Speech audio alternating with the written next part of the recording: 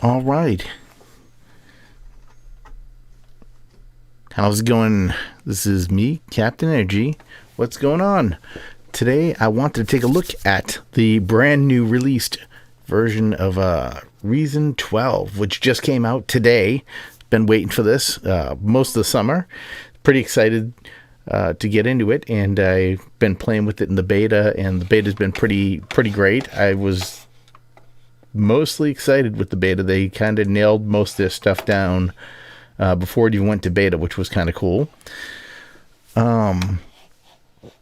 If anyone has any questions, or if anyone is here and wants to say hello, feel free to say hello in the chat. I will be just messing around here with Reason, and if you have any questions about anything in particular, feel free to ask.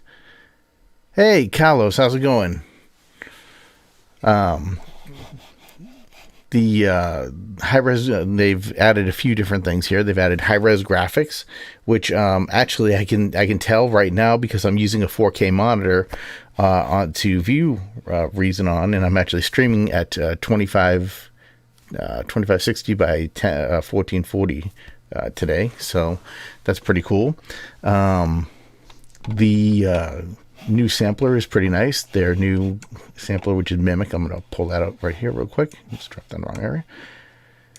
And Mimic is what they're calling a creative sampler. It's got some pretty cool stuff to it. It's got your regular sampler type, pitch, where you put one sample on, just play it all the way through. They've got a slice type sampler, something like you would get with a Rex file. They've got multi-slot, which you can put different samples along and play the different samples, trigger the different samples, like a drum kit.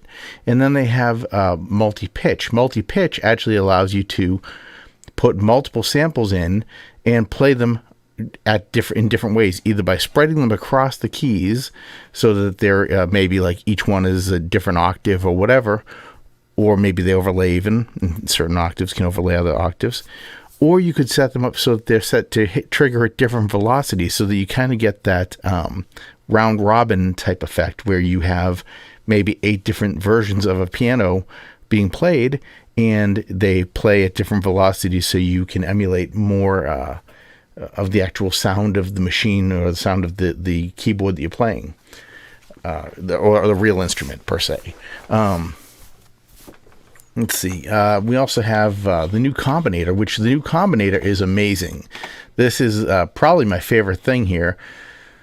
And I was pretty excited because I actually gave a lot of suggestions for the new combinator. I was actually talking to one of the guys, Stefan, I believe it was, and when we were on one of the chats over the past year, when they announced that they were going to be bringing out Reason 12, and I sent them some diagrams, and they pretty much nailed it from what I was asking for the most part, and from what everybody else, I guess, was looking for too. I guess I wasn't the only one, because I'm sure my say doesn't, is not the end all be all. I just had some ideas, they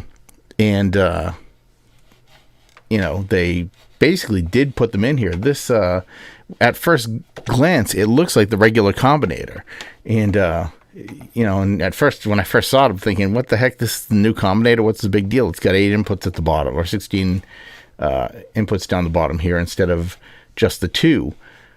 But it actually, you click this edit button up here, and now this thing becomes kind of crazy.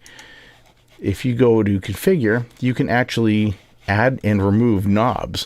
So if you had, for example, in some of the things I've done, I've thought to myself, man, I could use an extra knob or two, or an extra button or two. And now you can actually do that. I can go over here and I can say, I want to throw another knob on. It drops it in. I can put this over here, wherever I want to put it. Aside from the knob just being there, they're also down here in this configuration tool right here. You can choose the name of the knob. You can change the type of knob. So I can say I want a smaller knob. Maybe I want a mixer slider instead. Maybe I don't want a knob at all. Maybe I want a slider. There's a bunch of different knobs. There's also a bunch of different buttons. So if you want to drop a button in, I can go right over to switches right here. And these are the ones that are here right now. I could change the look of this if I wanted to maybe I want the big red button, you know, or I want rectangular red. Now this is right now, it looks just white, but once I turn this off I'll turn off editor for a second, it's when you activate it, it looks red, which is kind of a small red, big red. All these buttons can be configured to do anything you want them to pretty much right here. You just, you know, add your configuration the way you would normally the way you would in the old combinator as well, where you would actually need a device to control. So let me drop something in here. I'll just grab the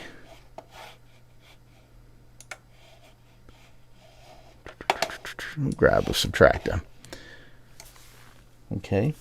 Now once that's in here, you can see the subtractor shows up top here. And now I see velocity ranges. I can add these different switches, any of them, to this subtractor. So if I wanted to control, say, the filter right here with this slider right here, maybe I want to control the resonance and frequency up top. I'm going to drop another one on here real quick, actually, just to make this a little more realistic. Oops, hit the wrong button. Sorry, still getting used to it. Even though I've used it, it's still kind of a little weird. Okay, so we're going to take that guy, drop that right over here, and I'm just going to call this one res. And I can't type today, sorry.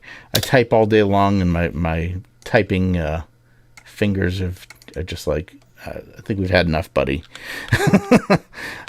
I'm a programmer by day, so in case you guys don't know that, that's what I do for like real work per se. All right, so now we got those in there. Now I'm just going to jump back out of the editor, and here we are. And now let's go right here. We're going to take frequency and res. They're named right here as I named them, they're not just switch 1, switch 2, whatever you call them. It actually shows up here, which is kind of cool. Go right here, and I'm going to tell it your target is the filter, and we want filter frequency with that one right there. And then this one, I want to add a res, and I want this to control the filter. There it is, filter resonance, and there we go. And now I can also, one thing you can kind of do here is you can set a threshold. So say I don't want to be able to turn the resonance all the way down to 0 because maybe it cuts off at that point. I can say, put it right here to like 25, and the top can be 127, and maybe here I don't want to go all the way up because maybe I don't want my speakers to squeak or maybe blow a speaker. In some cases, you know, not necessarily the case, but you get the idea. And now if I move these around, you'll notice it's controlling the filter down below, which is exactly what I wanted to do.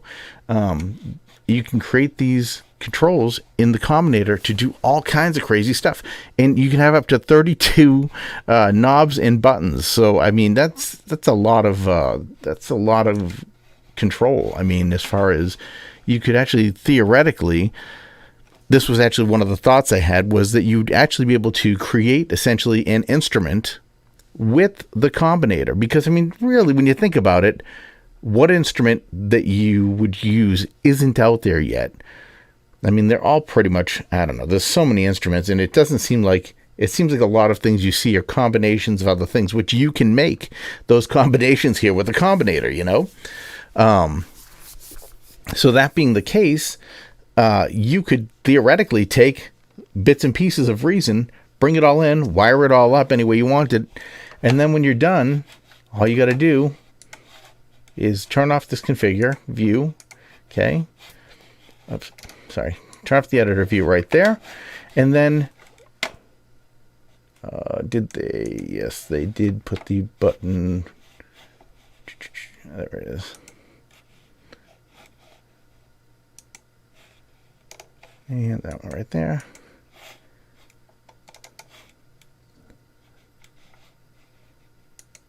There it is. Sorry. It used to be a different button, I feel like. Just my brain is... Anyway, yeah, devices. Hide the devices, and now you've got the whatever you built there. And there are some layouts here. I'm going to show you a couple of them just so you can get an idea of what I'm talking about that are pretty cool. I mean, it's nuts what you can do with this thing. I'm just going to go over to utilities, and we're just going to bring combinator out here. And now, let's go over to open right here. And they give you a bunch right here in this folder. This is kind of interesting because if you expand folders now, once you look at a folder, yeah, dude, that's what I'm saying. The homemade combinator instruments. I mean, that was happening before, but now you have even more control, and you can customize the look of it so much more that it's crazy. Like right now, if you look at this thing, and I open up some of these layouts, just check these out. This is crazy. Here's one. That looks nice. You can design anything you want. The nice black one with the blue LED or LCD. Let's see here. I really like the black and blue. That's my favorite, actually. It's funny because you don't even notice that the LCD doesn't change color at all. It just looks real nice with that black. Where's the other? Down here, there's some that are like that one looks really old. This one looks like something. This looks kind of like Maya or something. Some other synthesizer all together. I mean, what would you even put in here? I don't know. I mean, you could put anything you wanted in and build crazy instruments. And most of these instruments, I've heard a couple people say stuff like, those sounds that Reason gives you in the Reason Plus bundles, they're just a bunch of bloated combinators. I see what they're saying, but bloated might be, I think that's subjective. I mean, if they mean bloated, yeah, it's got a lot of stuff in there, then yes, it has a lot of stuff in there. There are people who are doing some crazy things by layering up different instruments and effects. But these effects and instruments, under Reason, most of the rack extension instruments are so light that you barely feel them. And actually, by putting them in the combinator and hiding the contents of the combinator, like boom, when you go up and hit this devices button and it's hidden, it kind of takes them to a different place where the animation doesn't need to happen on the devices. So that actually relieves some of the processing requirements, believe it or not. I've done some tests on my own, and if you have a lot of showing knobs and stuff in a combinator, those knobs animating takes just a little bit of processing power. So by hiding them, you're actually relieving the processor of having to deal with that, and just using this outside skin to control it, it becomes just basically code in the background. It's great. One of my requests that they didn't provide, which I kind of wish they had, and it would have been pretty sick if they did, was the ability to lock it. And when I say lock it, I mean, it would be cool if I could just take this, and depending maybe, how it goes, maybe I give it away free, and then I say, hey, if you want to be able to open this combinator and see how it works inside, donate, $1 or something to me, And I mean, I'm not a greedy guy. I've been thinking, I'm giving you the instrument for free, and if you want to mess with it and tweak it out inside, then you can do that for $1, whatever. And then I give them a code and they open it up, and now it's open for them. Or you lock it completely and maybe have like a section on their website where they actually will sell them for you. That would be awesome. Yeah, I mean, I think it's great that they have the ability to do that, basically build instruments, build effects. And now that you can actually use these as inserts. One thing I haven't tried yet that I have to try, because though I've had this installed all day, and today, I haven't got to play with it much until now. Yeah, I know, dude, wouldn't that be cool? That'd be awesome, because you'd be able to just be like, look, this is mine. I designed this. You can have it or play with it or whatever, but I don't want you knowing exactly what I did inside. Also, though, I mean, by doing that, they could like I said, since it takes less processing power to do not have the animations happening and that type of thing, worrying about that and just breaking it down as code, it could technically lighten it up. They could almost dump the interfaces for those different devices, not even have them present when you load this up. It could just be straight up the functionality hidden inside of another shell. It just got some potential, that idea, and I'm hoping they'll eventually look at that. But I'll say 90% of what I was asking for, what I had said on that live cast, they did. I was talking to what's his name, Mateus, also on the couldn't think of his name for some reason. Ryan and Mateus were there, and Mateus was demoing algorithm, and I'm like, this is kind of what I was saying, something like this, because I wasn't even thinking quite this far. They actually went a little further with it than I thought they would. I thought they'd maybe make it modular type thing where you'd have controls you could drop into modular zones. This is completely free, do what you want with it type thing. I mean, like, if I wanted to do, I don't know, for example, if I wanted to release a Christmas instrument, I typically do some stuff like that. Like last year I did have a Jingle Bell type one or something. I forget what it was, but it had a picture of a caricature of myself in a Santa suit, and I released it at Christmas just for fun. I'm like, hey, everybody, Merry Christmas. Here's a little something from me, you know? I mean, first of all, it'd be cool if I could lock that. No one could get in there and mess with it. But two, with something like this, I could have actually done more with these knobs. Like I could have done a snowman or something, or I could do a snowman one this year and make the knobs the eyes and lay them out so it's like, you know, in theme with, with whatever the instrument is supposed to be, you know. I'm sure I'm going to have something coming out shortly because we're, as they say, we're entering spooky season. Halloween is one of my favorite holidays. So I'm really looking forward to, seeing what I can put together this year. Now, one thing I've been wanting to try actually with this is, that I haven't tried because, like I said, that's what I was getting to earlier. On the previous version of Reason 11, when you brought it in as a plug into Cubase or to any other DAW, you could not embed a VST into a combinator.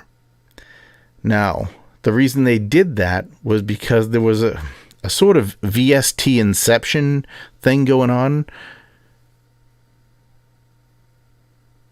Yeah, that's a great idea. Like, if you know, that's awesome. If if you're not a subscriber, you don't get to see the inner workings of this thing. Yeah, I mean, that would definitely help them out, I think. I think they need to work on their plan, though, because honestly, I'm right now on their, I'm a member of Reason Plus temporarily. I joined up because I was hoping they'd reveal more as they went along than they did. And that I'd be able to use that. If it's a Reason Plus release, then I'm allowed to show it on the internet, being on the beta plan, they don't take kindly to people. I'm just moving myself out of the way there. They don't take kindly to people showing their stuff that's on beta. Understandably, I mean, I wouldn't want anybody showing my beta software to anybody, so. But yeah, they do not like it when you show stuff that they have not revealed yet. So, I mean, I was hoping that I'd be able to show more, and I signed up for a 3-month subscription because for 3 days when they released Mimic, when Mimic first came out, they had this, 333 sale. They called it. It was 3 days. For 3 days, you could buy 3 months of Reason for $3. So you could get Reason Plus for 3 months for $3, $1 a month. So I was like, I am totally down with that. And personally, I think that they should have a plan like whatever. If they had a $5 a month plan, you know, where I could own my Reason. Like I have my license, I purchase it, you know what I mean? But if I could own Reason for $5 a month and just have access, own it as I do right now, and for $5 a month, I could buy the sound packs, I would do that, because that's $1 a week, basically $1.25 a week for a bunch of sound packs. Yeah, that's probably worth it to play with it, you know what I mean? And to have any extra features, or to be able to have additional things that they're releasing for them. Like if they release a new instrument for it, I could use it with that, under that plan, you know what I mean? Just, I'm basically renting their instruments and deciding kind of, am I going to buy this? Because I might buy it. I do buy most of my instruments. I buy a lot of stuff because it's just like, you just never know. And I feel like I want to have what I need around. I mean, especially as you get older, I don't know how old you are, but as you get older, you start to think there's a point where I'm going to stop doing this, not necessarily for, for everybody else, but you'll do it for yourself, but you won't do it for everybody else. You know what I mean? Just like Photoshop and Illustrator and stuff. I mean, I'm an artist also. I do a lot of artwork, and Adobe Creative Cloud, they have their plan, and their plan forces you to pay $60 a month to use their stuff. It's the only way you get it. There's no other way to get Photoshop or Illustrator. So I think to myself, well, when I'm 65 and I stop working, hopefully, maybe 70, who knows, and I stop working, if I want to mess around with that software, I'm not going to be spending $60 a month. I'm sorry. You know what I mean? I feel like at that point, I should be able to have the last version I need available to me. You know what I mean? The last version I would have bought available to me to play with and do things with. And I'm not going to be in a competitive situation where I'm competing with other artists. I'm just doing stuff for fun and for me. I don't think it's fair to charge $60 a month for ever. You know what I mean? I feel like there should be a cutoff where it's like a rent to own or that type of thing. When once you've paid this much money to this version, you own it. Kind of like Splice does with a lot of things or whatever. I mean, I don't know. Yeah, that's what about Reason that kind of bugs me right now with Reason Plus. Even though I'm a Reason addict, I do love Reason. I've been a Reason user forever. Reason Plus, the fact that you just never own it, and if you stop, you have nothing. That just kind of bugs me. And, yeah, you can still use it in demo mode, but you can't save anything and you can't load anything. Well, you can save things, but you can't load. I just feel like there's got to be some way that they make it available to people to purchase that makes sense, and isn't just about them making money as it goes along. And like I said, though, I mean, I do love the product, and I do defend it quite a bit because I have a lot of people who don't like it. They want a better sequencer, a better this, a better that. And I'm like, well, I mean, I see what they're saying. Like, I mean, I use Cubase. That's my other sequencer I use. I also use Logic. Totally different experience. You know what I mean? Especially Cubase. Cubase is very, I'll say, it feels, like pro recording studio type, setup where you're just focusing on production. Where when I'm in Reason, I feel very experimental. And,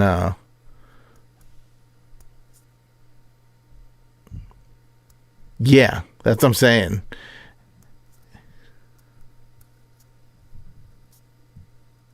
Yeah, I know. That's the other thing is like, I mean, if I download these patches, their updates, or their sound banks, technically, I mean, once I have them downloaded, they're there. They're just sitting there. You could theoretically save them all off and whatever, and just have them or distribute them if you wanted to. I mean, it's just I feel like they should really think about what they're doing as well.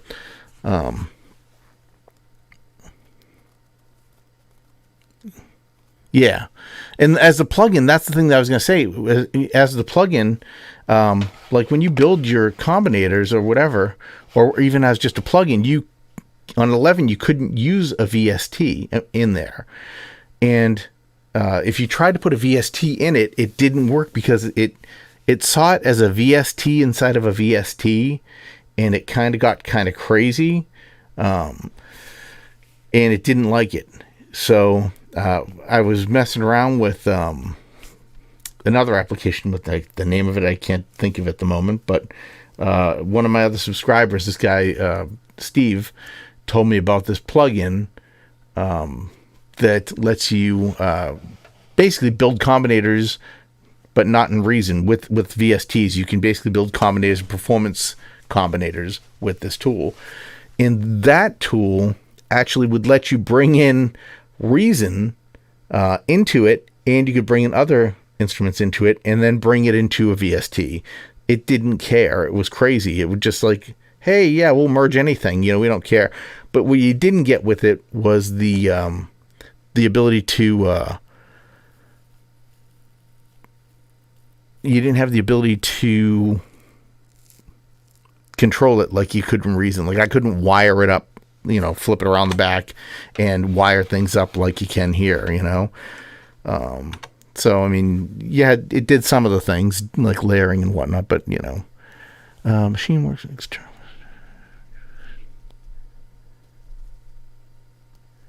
Yeah, I've been thinking about getting something like either machine or,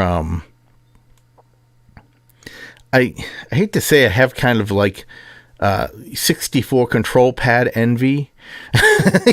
You know what I mean? On, you know, those pad, like the push, Ableton push. I don't personally like Ableton. It's just a personal feeling to me. I look at it and I think it's cool. It does neat stuff, and I understand why people would like it. But I've been doing this a long time, and I hate to say I'm sort of set in my ways, but I'm sort of set in my ways of working. The way that I work is the way I work. And Cubase, Logic, and even Reason fit into that mold for me. And Ableton just doesn't. I mean, it's a cool tool. I downloaded the trial recently to mess with a little bit and see if I could not become an Ableton user, because I really don't feel like becoming an Ableton user. I'm like, but at the same time, I wanted to just kind of experience it a little more and see if it was something that I might want to have for like another tool. You know what I mean?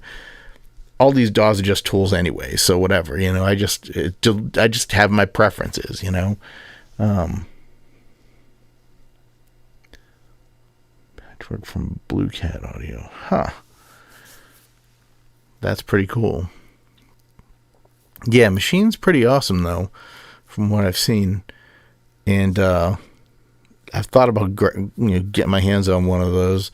The other thing I've been actually thinking about hardware-wise, I guess you could say, just if I want to think about hardware for a second, is an MPC unit. I've thought about getting an MPC, like one of the $800 units, but I keep hearing rumors that I keep hearing rumors that they're going to possibly be releasing, Akai might be releasing an actual keyboard, which would be the first keyboard sampler in years. It feels like nobody's really, I don't know, like you can play samples and stuff on certain keyboards, like my Montage, I can load samples up in it and I can layer them and I can make instruments with them, but it's not like a sampler per se.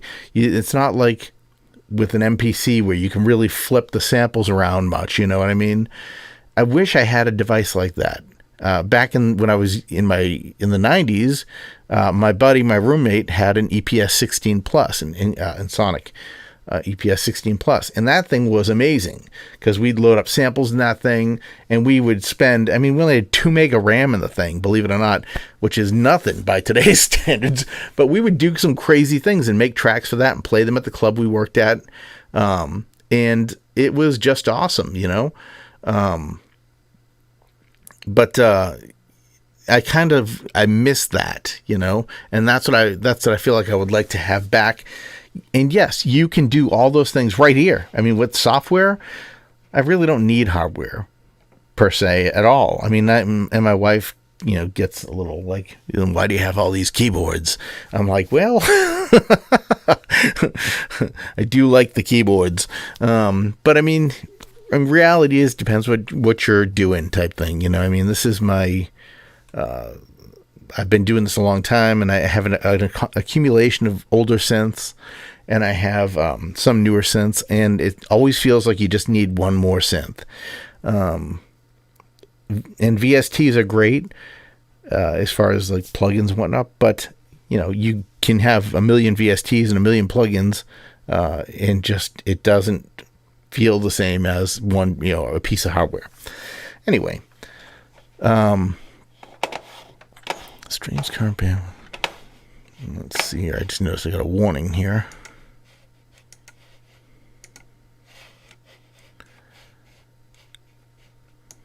All right, I think we're okay.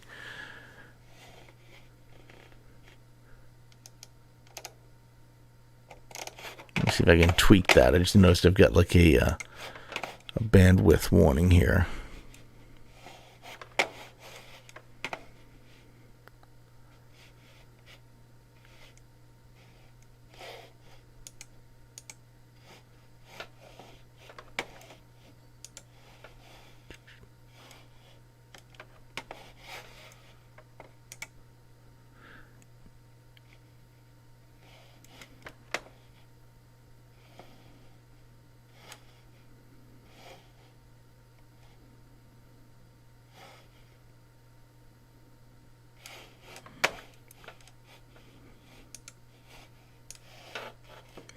Carlos, is the video choking at all for you? Just curious. Is it like stuttering?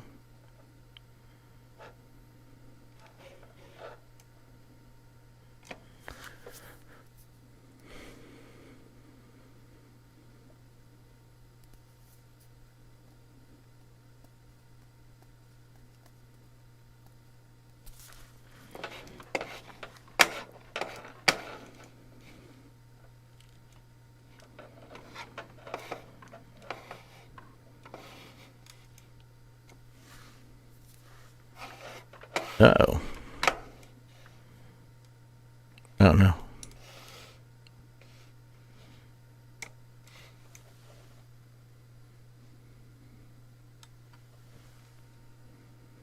Okay. Yeah, this is working. I don't know. Just trying to figure out what's going on there. Okay, just checking, because I got this warning that says my stream is lower than the recommended bit rate, and so I'm like, is the quality bad? I don't know. I can't really tell. It looks all right from what I'm sitting. All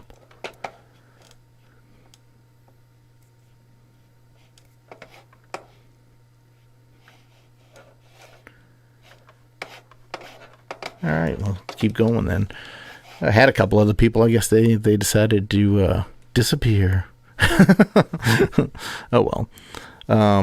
But yeah, no, I just and Studio One is actually pretty cool too. I think I saw you say that you're using you're using Studio One. Studio One is pretty cool too. That's another newer, good DAW. There's just so many DAWs these days, the video is very good quality. Good, okay, because I'm trying to stream at a higher res, because I had a couple issues where I made a video recently that one guy said he couldn't watch because it was 360 or 320 resolution or something. I'm like, 320? What happened to that? And what happened was something when I installed software, something got jacked up in my configuration for OBS, and it was streaming at like 720, and it went down to 360 for some reason. It was streaming at 720 and compressing to 360, and that messed up a lot of stuff. I made that video almost unwatchable when I did a video on Mimic, actually. So I was told him that I'd be doing a new video on Mimic, and actually I did another video for somebody asked for a quick thing on how to separate your drums, and so I built a quick little video on that for them. I have to finish editing and get that loaded up, but yeah, I mean, it's just crazy though. Let's see, what else did they add to this? I'm trying to think what else they put in here. I think that's pretty much all they really put in here was Mimic, the high-res graphics. They say they added some workflow things. I mean, one of the things I do appreciate is this new browser keeps the window open. Like if I leave this and come back in to this instrument, it'll remember what I had expanded, and it will re-expand it. So it kind of lets you sort of freeze where you were, which is kind of neat. Because I can't tell you how many times I've been like, oh, that instrument was in, what was that instrument? No, it sounds like a trumpet, so maybe it's in, brass. Let's try looking there we go. Let's go look in the brass folder, and then you start digging around, trying to find what you're looking for, and pretty soon the idea is gone, which is always terrible. But yeah, they have. I didn't get to look at one thing I didn't get to look at was the new. If they had any new combinators that actually like all the combinators I've seen so far look like the old. Like this guy here, where it's it's just the normal 4. I was hoping they'd have a few in here that really were mind blowing, but it seems like everything they have in here is the old combinator. Supposedly they did put some new ones in here, though I haven't been able to track them down. But yeah, it's definitely good though. I'm definitely gonna have a good time using this new rig here, and. In 909 days coming up, so I blew 808 day because I ended up being away over the weekend type thing, and came back and I realized on 810 that 808 was 2 days ago type thing. So I kind of choked on that one. But this time we'll get that right. Oh right, that was the other thing they put in here was the zooming. Where did that go? It's right.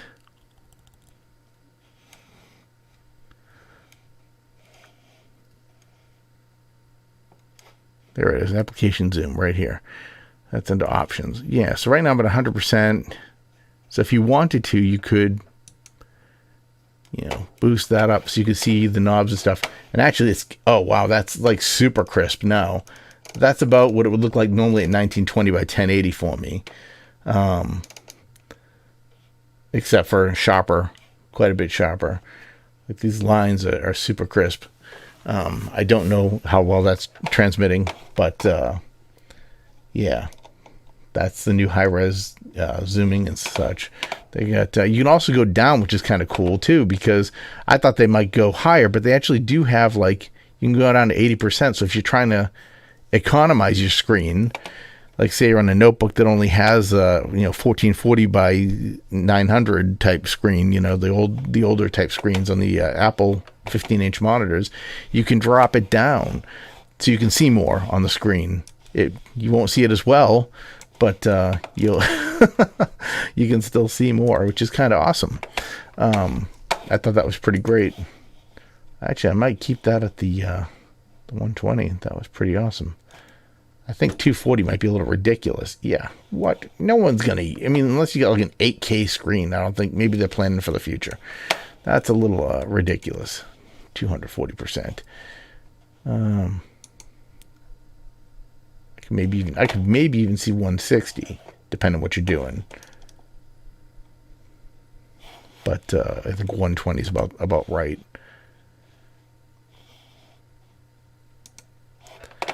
I did find one bug, though, by the way. I don't know if you've encountered this one yet or not, but there is one bug that I did report, and it's in Mimic, believe it or not. And let me get the sample in here. That's the issue. If you load up watery telly.repatch right here, this one sample, I reported it because the thing about it was it's fine until you stop playing the chords with it. And now watch, it's not going to do it and make a liar out of me. Am I on the right instrument? Let's try that again. I'm on the wrong instrument. Okay. See the DSP meter down here? That's kind of like your bandwidth for processor. And once you hit the top, it starts to get crunchy.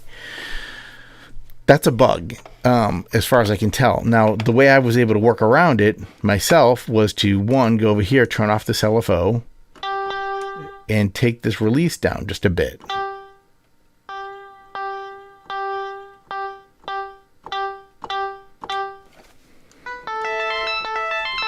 Now it's kind of flat, but if you throw a reverb on it,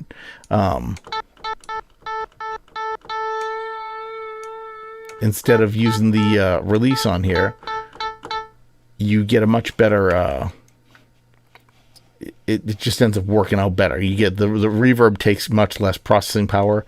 Oh, the other thing was this right here, this advanced, to turn this to melody. And even that with the, if you use the if you put that back up,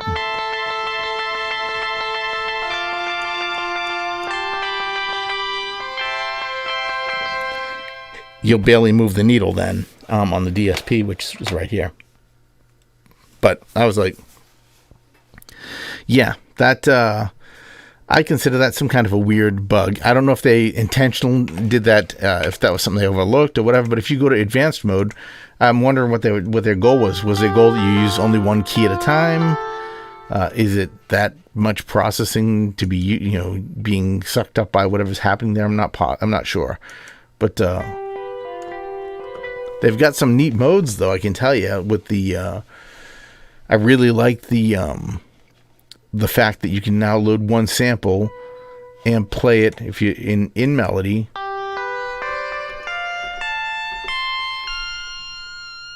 And it doesn't like versus tape where it zips across the whole thing. It actually stretches the sound out on melody. So you can kind of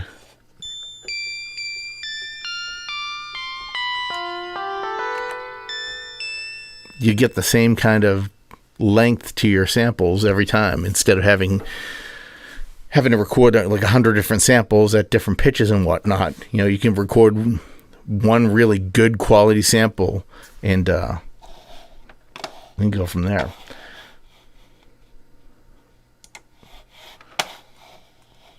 If you want to. I mean, you can of course have multiple samples too, but it's just neat that they have that as an option now.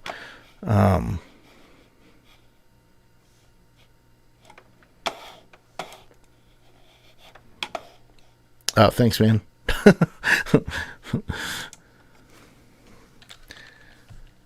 For the like, that is, yeah. So, oh, by the way, where did you see?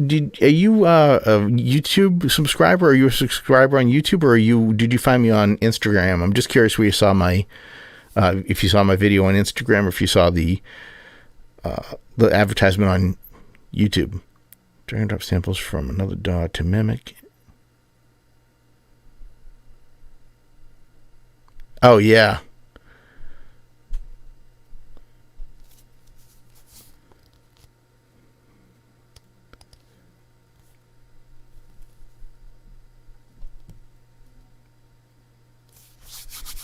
You mean when you drag and drop samples to mimic from another DAW? So like if you had samples somewhere else, you could just drag and drop the audio in. Yeah, that's pretty cool if that's what you're talking about. I was glad they added that to this. They didn't... Back in the, I don't know how long you've been a Reason user, you used to have to actually import it. And if you go way back, before they had this, where's that little thing they put on here now? It's, oh, right here. Sorry, I'm looking all over because it's different in every one. But where they have the sample name here, you can click this little button here to record a sample. Back when they first started bringing in most of the samplers, at first you couldn't edit samples in here at all. You used to have to edit them somewhere else and bring them in. Nice, cool. That's good. I'm glad. Yeah, I've been doing it's Reason's kind of become my thing, I guess you could say, for like YouTube. I mean, I started out like split all over the place, but it's been mostly Reason and Gadget, which is an iPad DAW, or it's also a Mac DAW, but it's not super fully featured. It's kind of a performance DAW, and I really dig it. because it's just I was the best thing on the iPad for a long time, and it's still pretty great. I'm hoping they bring out another version. I'm hoping they bring out Gadget 3 pretty soon, because Gadget 2, I won't say it's long in the tooth. I just feel like it could use, a refresh, a little bit of a refresh. Yeah, that's there was one other guy. Who else did a review today? Stock Music Musician also did a review not too long ago. Actually, he came up for me when I was just hanging out upstairs in my house, and it was funny because when he came on, there was a bunch of noise in his mic, and I'm like, "What is all that noise, man?" I'm like, "Jeepers!" And then someone says, "You got a lot of noise in your mic," and he says, "Oh, that's a fan," and he like turns the fan off, and the noise went away. He goes, "I'll just have to sweat here because," blah, blah. And so I'm thinking, as I was just getting ready to start my stream here, I was thinking, "Oh, I better turn that fan off," because I have a fan in my studio as well. It gets all the equipment kind of gets a little warm, and insulation has a downside. It keeps the sound in and from getting throughout the house, but it also makes the room really hot. So, what are you going to do? It's just a first world problems, I guess, whatever. Hey guys, how's it going? Who have we got? If you guys are here to find out more about Reason 12, let me know what you would like to know. I mean, I'm happy to answer any questions if you have anything that you have special you'd like to know, or if there's anything that you would like me to go over again. I kind of went over the combinators a little bit and talking about the sampler a little bit now. And if you guys are finding the video helpful, or like the channel, or hit the like button if you would, I'd appreciate it. And it really helps me out, because I don't make any money off this at all. I'm right now still in the growing stages type thing, and I'm hoping to get to I'd love to get to 1,000 subscribers.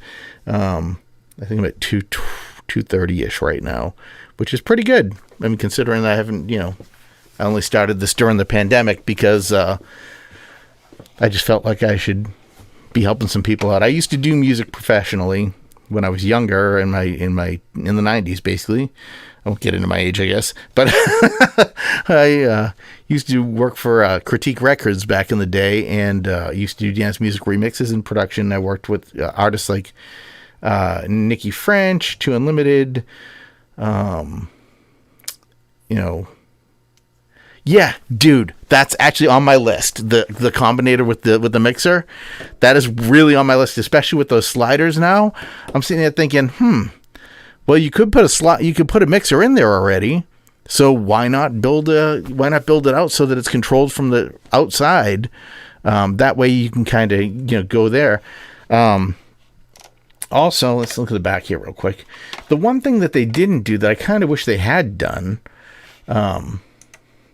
is given us more audio outs off the back. I was hoping that they would give us the ability to either have more audio outs, or to be able to basically break it out on the SSL mixer up top in a way that made sense, so that you could have all your channels spread across here, whatever channels you had coming out of here. If you had like a drum machine or whatever, I could take all those outputs, and then they'd show up each as their own channel on the SSL mixer. I do have a way to do that. It's not let's just say it's not awesome, but I mean, that, let's see here. Actually, I haven't got to try it out in the combinator yet, the new combinator, so give it a go for the heck of it. Let's see here. Let me just get rid of some stuff, just because all right. I'm going to dump this guy too. And you can also go away. Let's get a fresh combinator out here and see what we can do. If we can... There you are. All right. Now, the plan that I had was, this is going to be interesting, was to take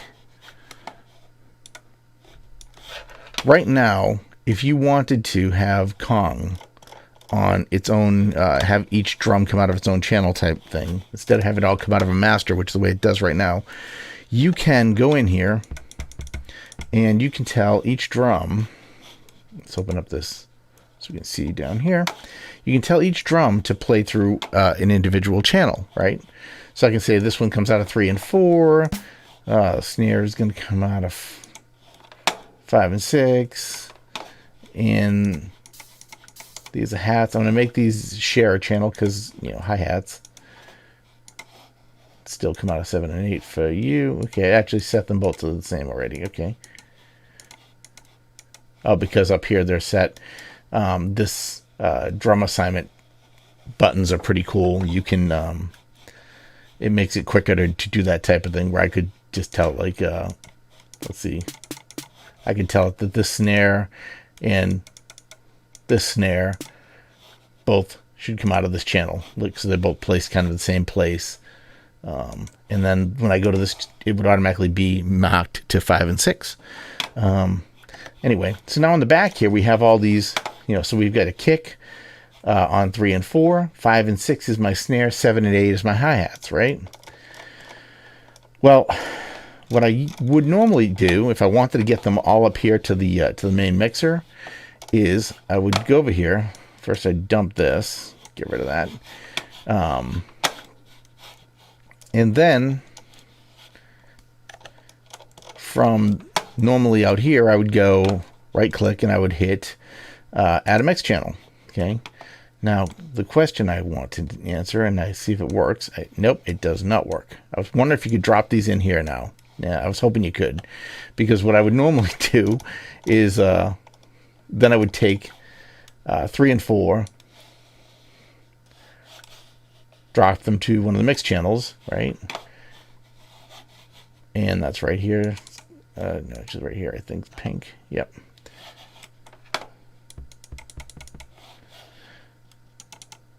And call that kick, whatever, you know, and you do that for each drum. Oh, that's weird. Why are you... Oh, that's pink too, but I don't know why that's usually... the colors usually match the channel. Let's just change that to orange. Yeah. Okay, well, combinators coming in as one, and that's coming as a different... Anyway, whatever. Point is, like, you could take an audio channel for each of those drums if you wanted to. Create a mix channel, create another mix channel, and now I could just literally take, so that's 3 and 4. Let me just kind of get that out of the way a little bit. Here's 5 and 6, 7 and 8. And now these are wired directly to, this would be a snare. This would be hi-hats. And this would let you wire them directly up to your SSL. So you weren't coming through some submixer or whatever. And you could then bring them into the, you know, have your effects set up here that... Let me see, the effects turned off. Yeah, there they are. You could then have them run through the same effects. So if I wanted to have... Well, that's weird.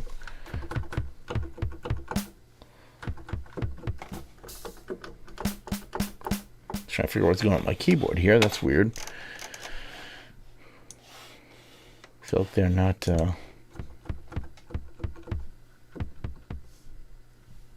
off. Oh, that's it. Is I accidentally turned it up a couple octaves. All right. Yeah. So now you would have the ability to run these up through the top here, through your main mixer, and affect them with the universal type plugins. You could have your inserts all the same. Sorry about that. I should have hit mute. I apologize. That way you don't have to have 10 million effects going on type thing to work with everything. If I wanted to add, well, we'll add some echo. Let's throw it on my snare, my hi-hats, and yeah.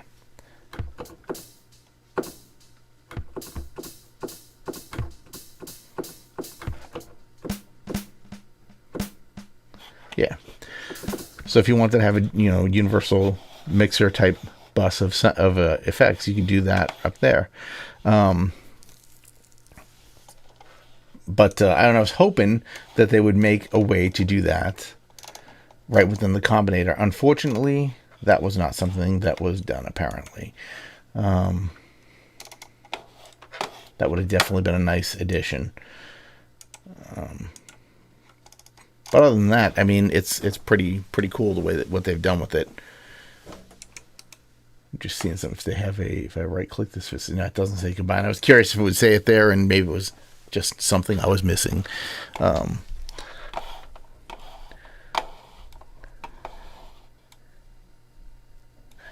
Would like to assign different instruments in the combinator to the mixer inside the combinator so I can use it as a plugin. Yes, you can. Actually, I was thinking about that today. A performance plugin type thing where you could have. Actually, there's another idea. Let me open this up right quick here. I'm going to create another. I'm just opening up another window here so we kind of like a fresh blackboard, if you will. All right, so if I wanted to, I could go right here, create a combinator, and then, let's see. If you wanted to have a mixer in here, all you got to do first of all is we'd get a mixer from right here, drop one in, okay, and then we go over here, grab a couple. Sorry, go over here, grab an instrument. I'm going to grab a drum kit, and I'm going to grab. Doesn't have to be anything special. We'll just grab this NXT. Should be a piano or something. I think opening up with it. Yeah. Okay, now we have, you can see everything's playing at once and it's making a mess. No problem. First what we do is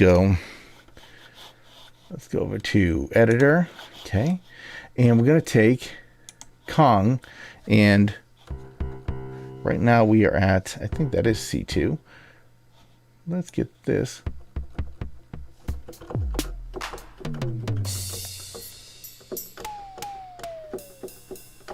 Okay, so we can go up to, that would be E3, I think.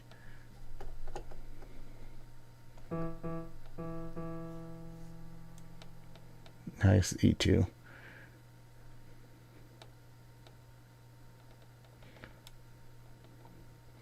Come on, baby.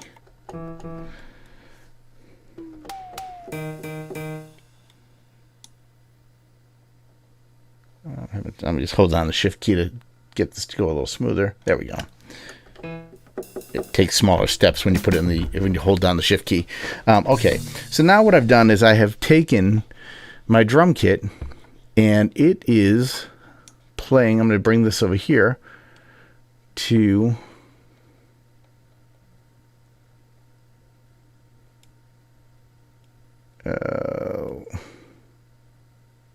D#2. And now as soon as I hit E, no drum sounds.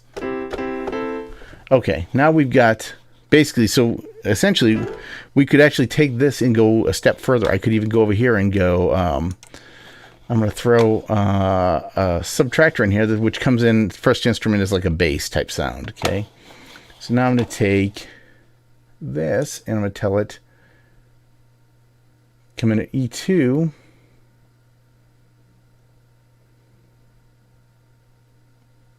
Okay. Man, it was the shift key.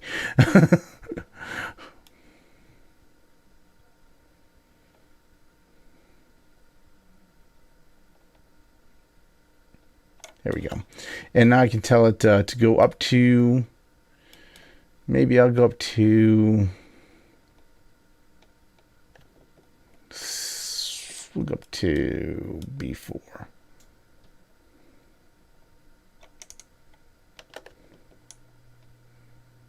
Okay, and now I'll take C4 and we'll leave that for the piano. Or C5 rather, sorry. I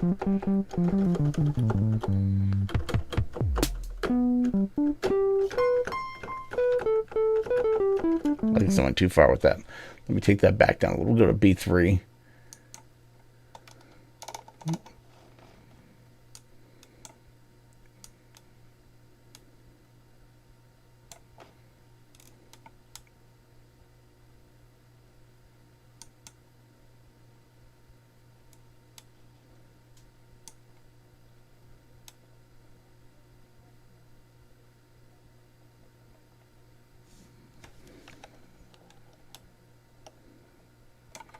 Okay, there we go. And C4. Okay. So now, basically, what I just did there is I took an instrument, split them across the piano. So now I've got like this basically this split going on. And now if I wanted to throw a mixer in here, I only have really these 3 channels. So I could do one of a few things. I could either assign them to these knobs. These knobs could be what I want to use, or I could just go to Edit.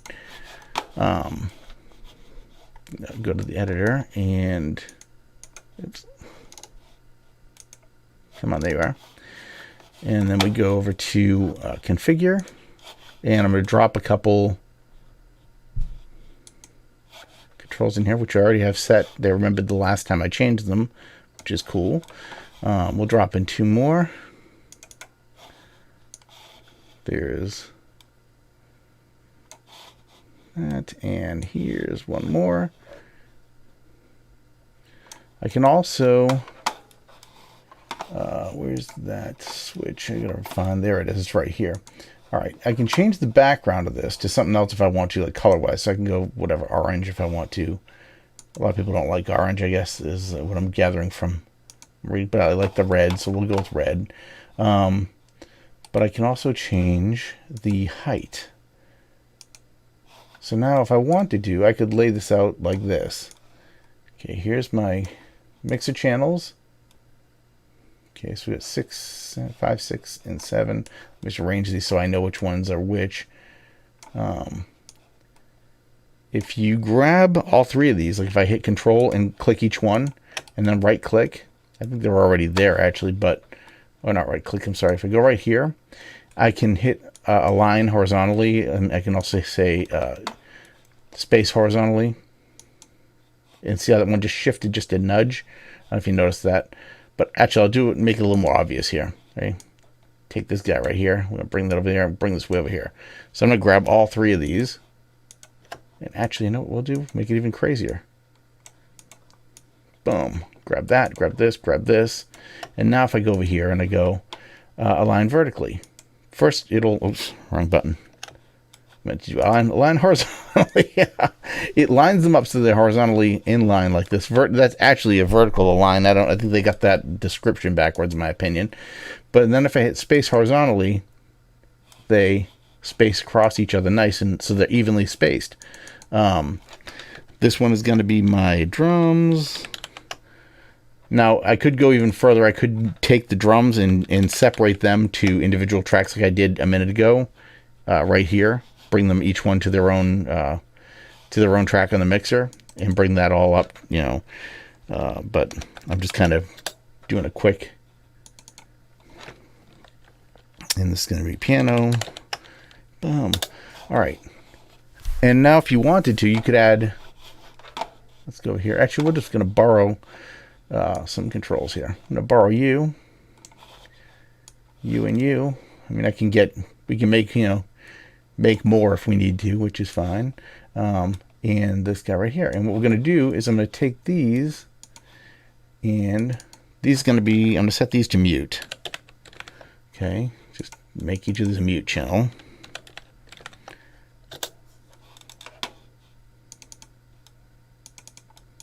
Come on, baby.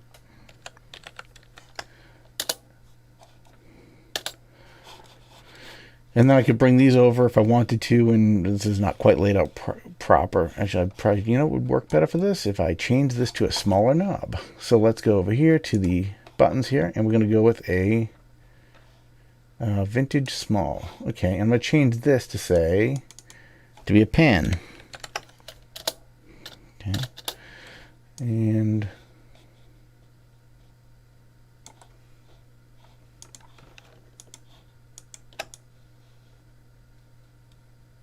just a little adjustment there.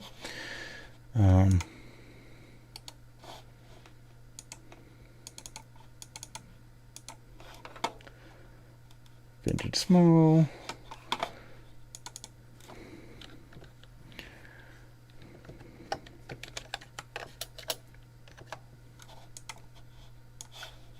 That's right there. Just seeing if this works. I'm not sure if this does work. This is a Photoshop trick I haven't tried yet where you can hold down Alt and drag out another. It doesn't work on here. Okay, curious. It would duplicate the button automatically right that way. But yeah, make this one. We'll do one more. It's going to be the same thing. Go vintage small. Boom. You come right over here, please. Thank you. Let's change this to pen. All right. And then, okay, so now we get all that rigged up. So now what we need to do is go, well, first of all, you guys, I don't need for now. You can put a background image in here too if you want to like further customize it, like throw like a logo in or whatever. So I actually have, let's see here. I actually have a backdrop that I made for this that may or may not work the way I want it to, but we're going to try and see what happens. I think it was this one that I did it with. Yeah, see, of course it works, but it's completely covering up everything. So I'm just going to do this.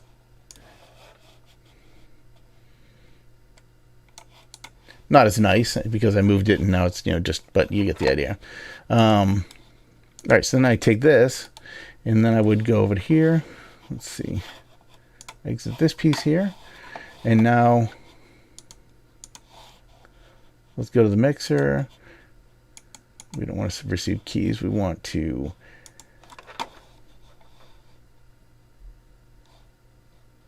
take drums. And we're going to go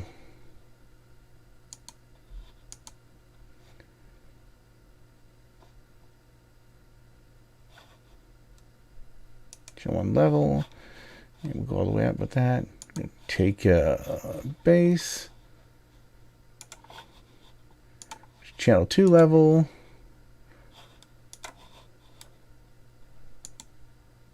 And then I'm going to take piano, channel 3 level.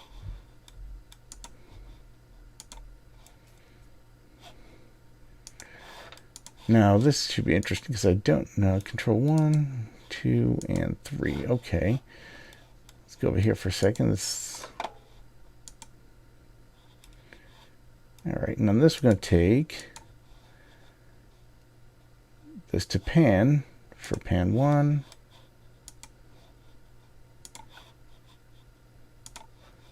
This one to pan 2. And of course this one to pan 3, which that's not really doing any good to do that. Clicking that.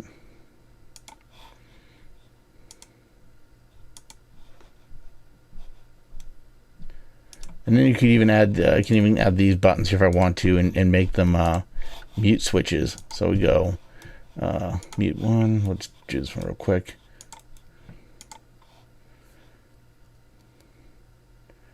And that's going to be right here, mute 1.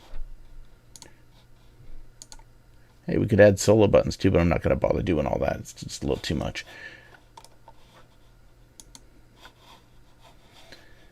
Mute. Channel 2. Let's scroll down a little here. This is another thing that they didn't have before, which used to drive me crazy, was you only had the ability to put like 4 or 6, maybe 8 controls in there, and you couldn't scroll down. Now you can just continue to add things if you want to, basically. I mean, I don't know. I haven't really got far enough with it to test out everything, but... And now that's it. Now, once I'm out here, let's get out of the editor. And as you can see, you'll be able to see that when I move this around, we got the volume. It's adjusting the mixer. Pan is working. And then if I hit mute, yeah. So that mixer is basically 100% covered, and now all those instruments are in there, and this whole thing right now is a performance patch.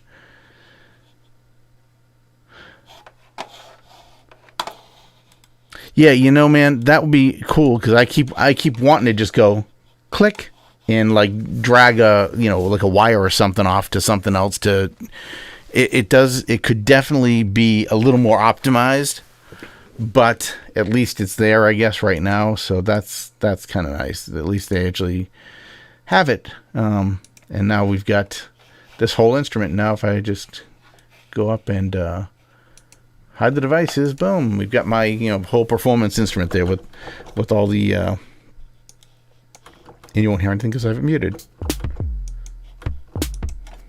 But yeah.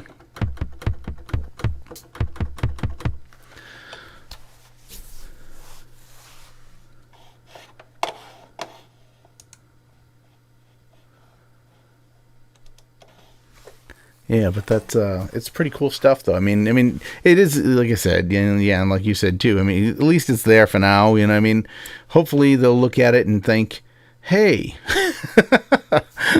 we could have done something a little more fun to or easier to use with this." But you know, whatever.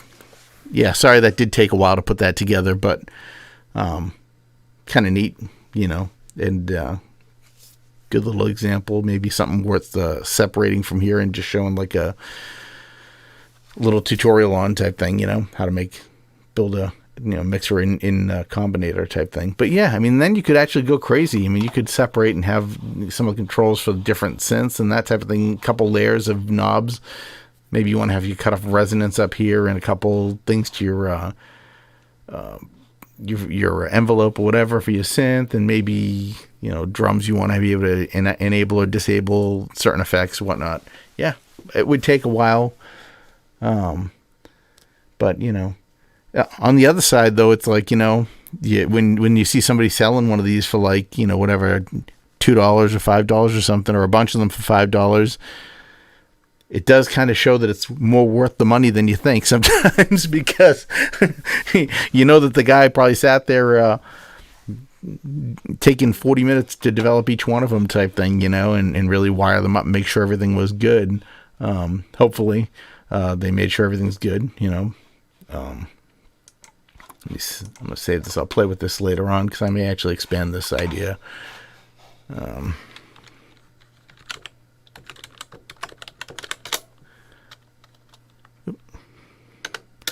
Sorry, it's a new keyboard that's it's a little weird. I got this, I don't know if you see this or not, but I got this little keyboard because I needed more desk space. It's got no function keys. It's got no numeric keypad. It's very weird. It's extremely cool and very like durable, but it's from a company called Red Thunder. It's $19 for this keyboard, and it feels great, but it's really weird because I feel like a little jammed in. I feel like it's a little small, even though it's not. It's actually full sized. It's just because it doesn't have the other keys around it. So, yeah. We have someone else here. Hey, how's it going?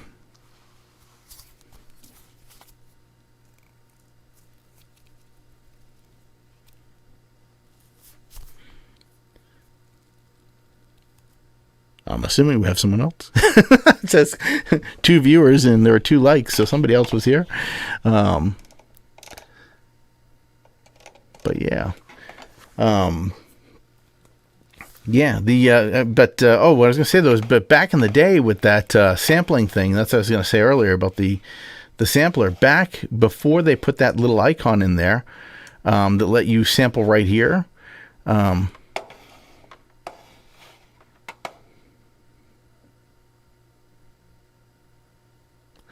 Oh my God, wouldn't that be great? I wish they'd make it that modular that you could actually break it down like that. That would be so sick. I mean, technically, yeah. That would have been actually cool too, is if they actually put into this, I guess, the ability to have pads on the control surface type thing, so you could, like, it would look like a drum pad type thing, or, you know, be able to make different interface. Yeah, custom interfaces. You got it. You see exactly what I'm saying. But I was gonna say but back before they put this little sample thing here, right? And being able to just record your sample like I'm doing right now, not even really wanting to, but here we are.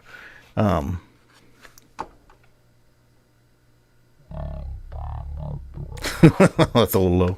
And being able to just record your sample like I'm doing right now, not even really wanting to, but here. But yeah, but even that, before that, you used to have to go up here.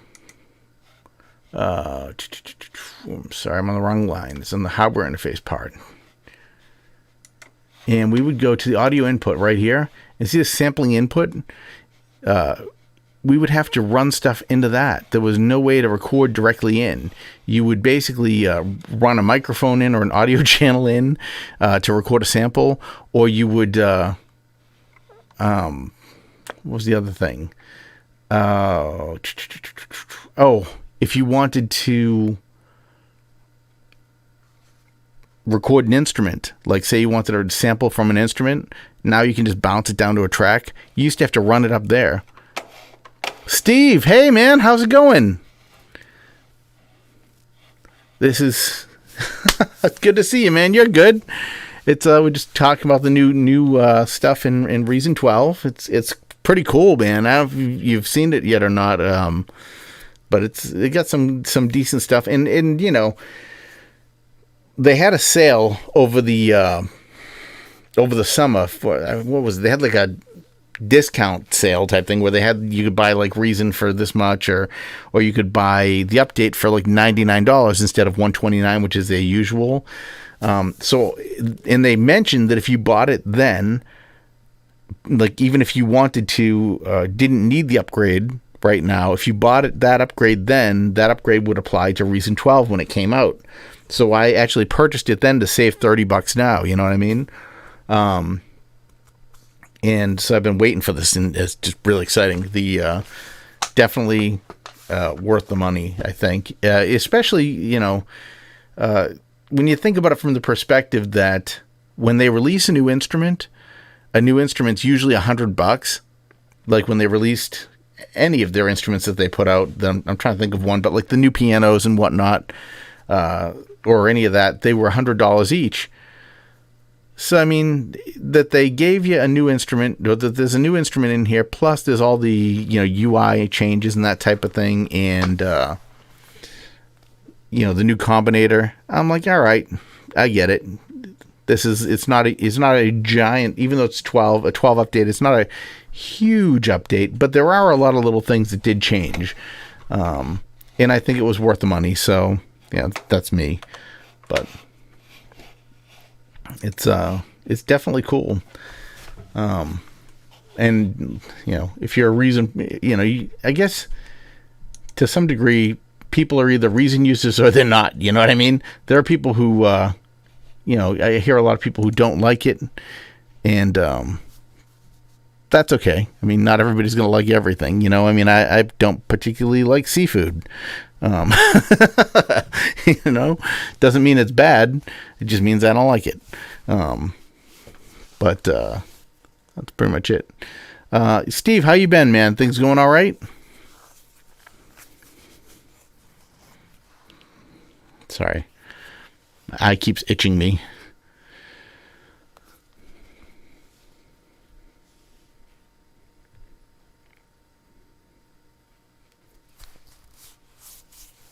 I actually ordered one of those, the Stream Decks. I think that's what it's called. The new one, there was one that just came out, and the other one wasn't available when I went to order the old one. They were out, and the new ones were coming, and they're not in yet, so it's like a catch-22 situation. So I gotta just wait. But yeah, I did actually order one, and I actually also found out that the my Alienware notebook, which I'm not using right now. It's upstairs, which has all these like special keys on the side. Those keys can be used to trigger different things in OBS. You can trigger, set them in the quick keys. So I was like, oh man, that's pretty cool. I can just use that for now. When I'm using my notebook. Yay! All right, man. Where you work? What are you doing now? You got yourself a new position. Sweet. I'm very happy for you.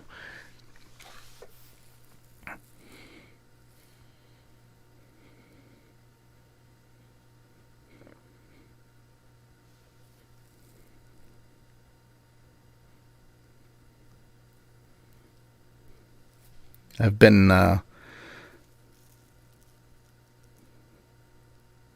actually just got a new position myself. The company I was working for lost the contract I was working on, but the company, another company that was working with the Navy, who needed contractors to fill their need, basically poached us all, grabbed the whole team.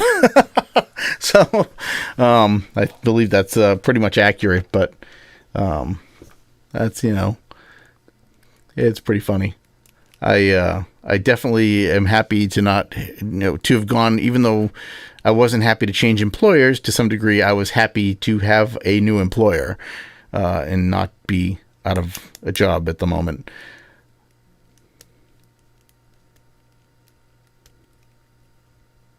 Nice. Well, that's cool, though, Yeah,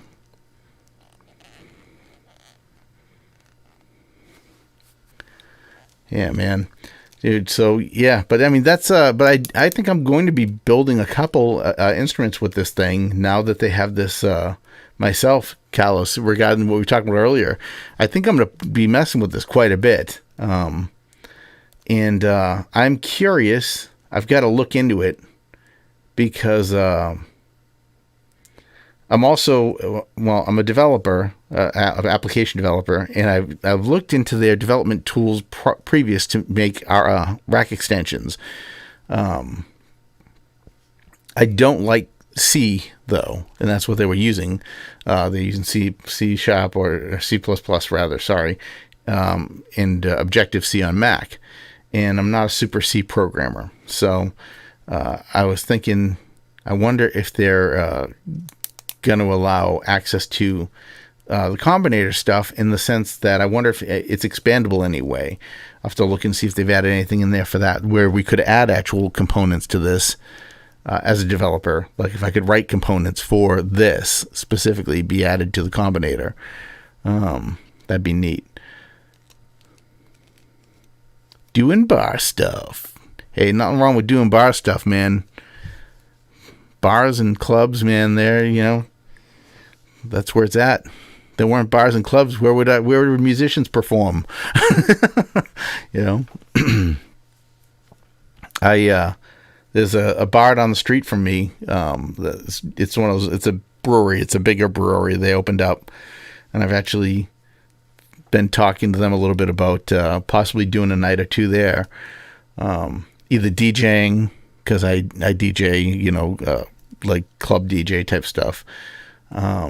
They don't really have a younger crowd. That's the thing. Their crowd is mostly, I'll say midlife people, people in the middle of their life, and seniors. So that's that stuff's not going to fly. So if I was going to DJ down there, it'd probably be like Frank Sinatra and the Chicken Dance. No, I don't know. I live in Pennsylvania, Harrisburg.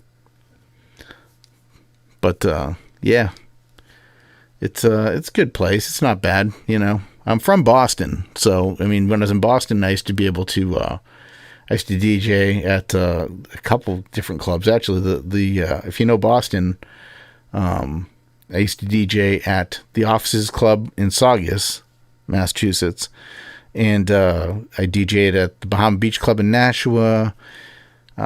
Within the Offices Club in Saugus, there were 6 or 7 clubs.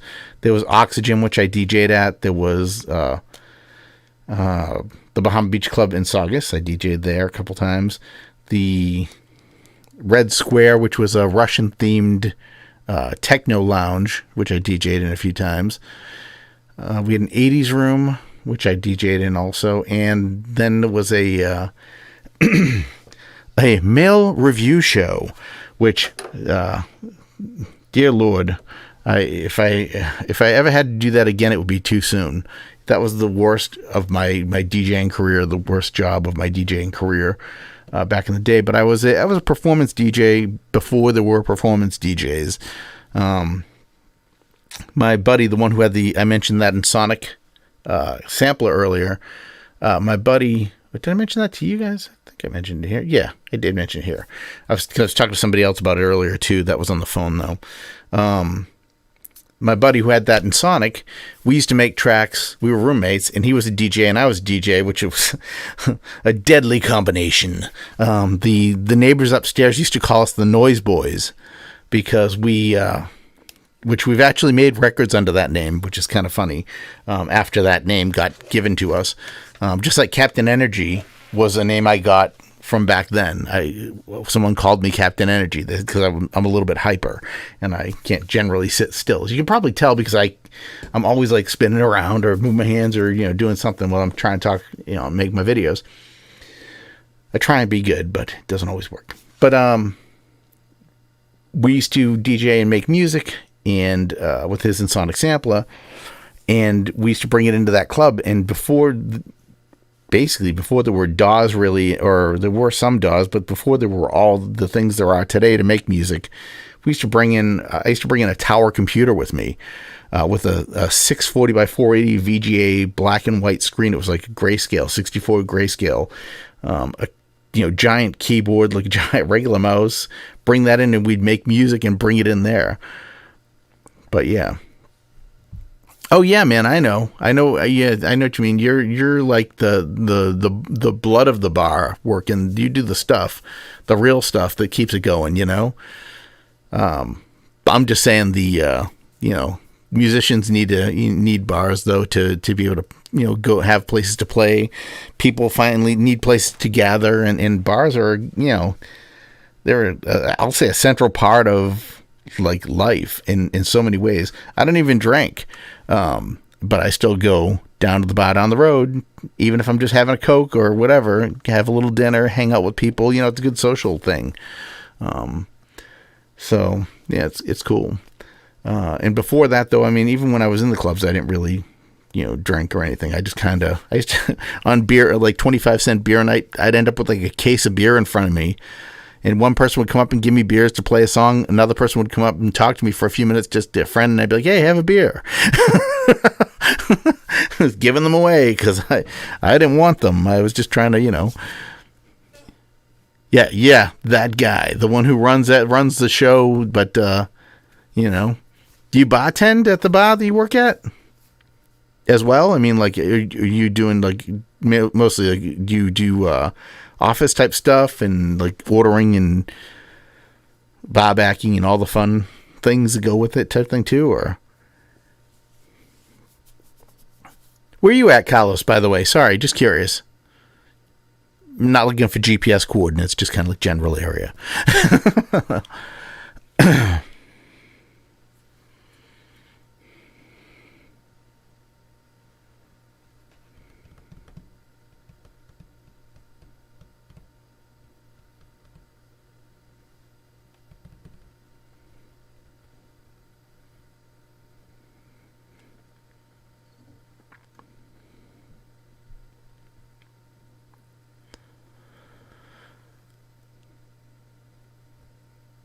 Switzerland. Oh, that's awesome. Nice. Oh, so what time is it there? I'm sorry. It's 9:25 p.m. here.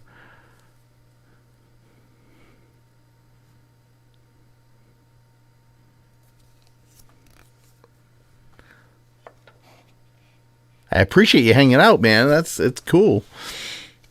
Switzerland. That's awesome.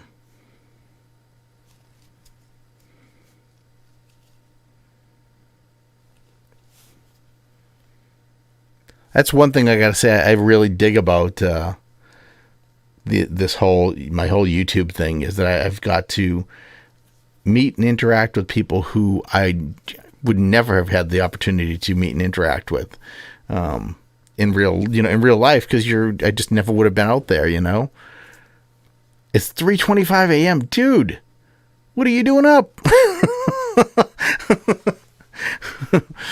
Are you at work or are you at home?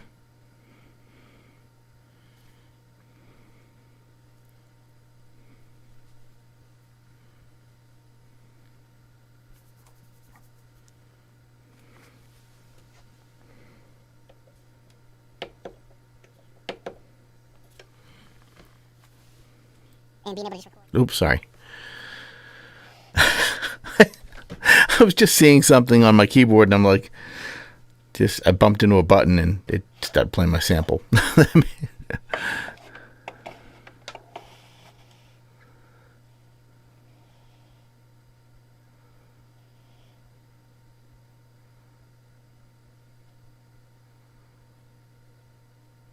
Yeah, I've noticed. Actually, it's kind of funny. I have to look to see what's going on, but my video, even watching the video right now, if I watch the screen that shows me the video, it is so far behind me that when I look at it, and I'm like, why am I sitting still? What's going on?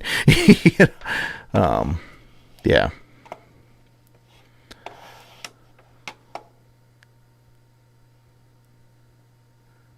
Ah, nice. Yeah, that's cool. You see, you're adding the mixage here. That's awesome.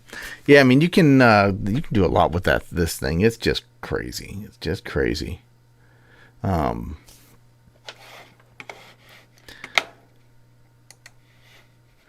just looking for something real quick here because I was just gonna say.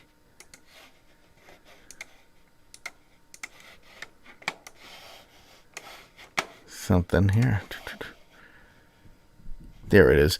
That application I mentioned earlier, by the way, the one that I said was like you could do the performance combinators without reason there, was called Unify. And Steve, the guy who's here with us right now, Steve Oldfield here, is the guy who introduced me to Unify. And I've been playing with that kind of off and on since. It's pretty great software. So if you're looking for something like that will let you basically layer in instruments regardless of almost where they came from, because like I said, the situation where I couldn't bring a VST into a rack extension, and this would have let me do it type thing, let me bring them in that way. It doesn't, it's lets you do a lot of things that you can't do with other plugins. It's becoming one of those tools, those the tools that are just your secret weapon tool, kind of like Sample Robot is one of my secret weapon tools. I did a video on that a while back, and the people from Sample Robot were very excited that I had done that because nobody was even looking at it at the time. It seemed like it was getting less viable, but it's a great product, and it lets you easily sample real hardware into virtual samplers without having to sit there and press every single key. And it does it accurately. Like you can tell it like, I want to sample every key 4 times, once at, 32, 64, 96, and 128, or 120. Yeah, it's 128. Might be 120, but velocity, like having different velocities, it'll sample all the keys, different velocities, and then build you the instrument and spit it straight out to whatever you want to use it in. If you're going to use it in like a Logic sampler, or if you want to use it in a montage, or if you want to use it in, any of the Reason samplers, you can just spit it out from there and just load it up.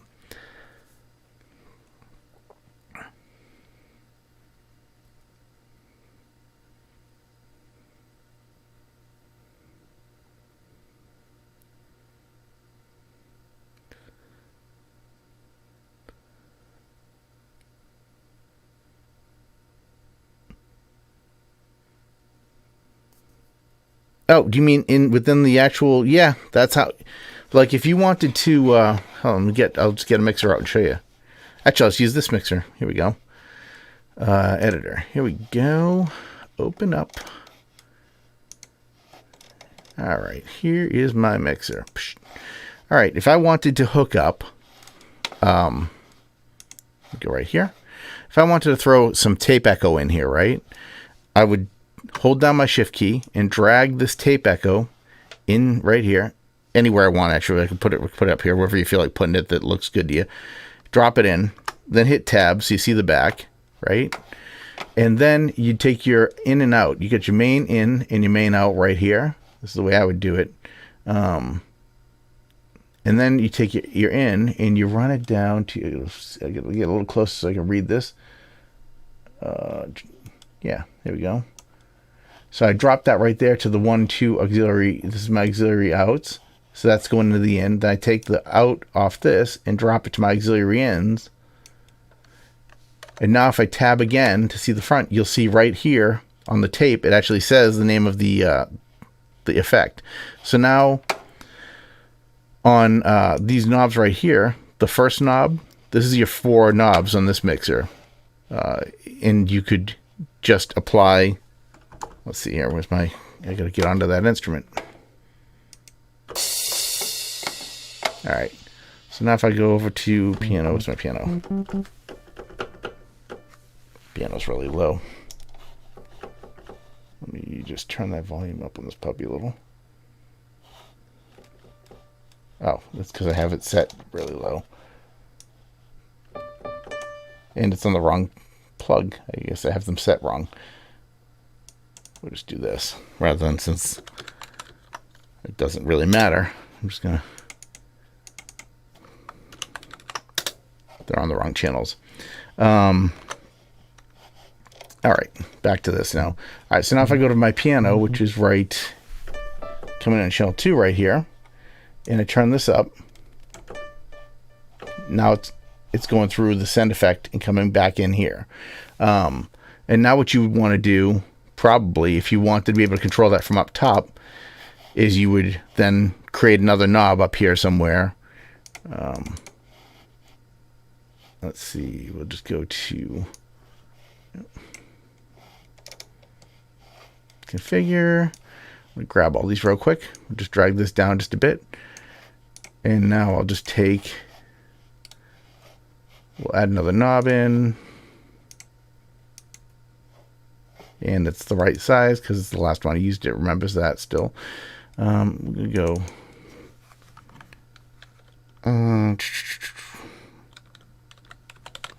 I'll just call it echo. I could just call it effect 1 or whatever, but since it is specifically echo, I'll go over here, exit that. And we're gonna go to the mixer again, and same thing as before. So I wired that up. So we go to the echo, boom, take that, and we're gonna go to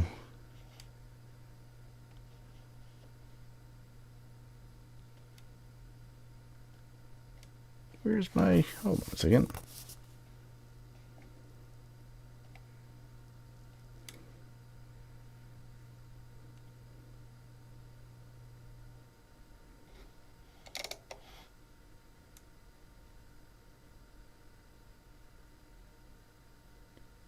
That is crazy. Hold on a second here. Channel 1, send 1. Channel 1, send. Okay, yeah. Okay, that's right. So I want to go to channel 2. There's a lot of options here. Apparently, I feel like this could have been broken down a little nicer too. Instead of a giant list, we could have, yeah, let's go right there. And that should, theoretically, let's just hide some, let's hide you. And be sure this is actually working the way I want it to. There we go. Yep. So that's that. So now I have the.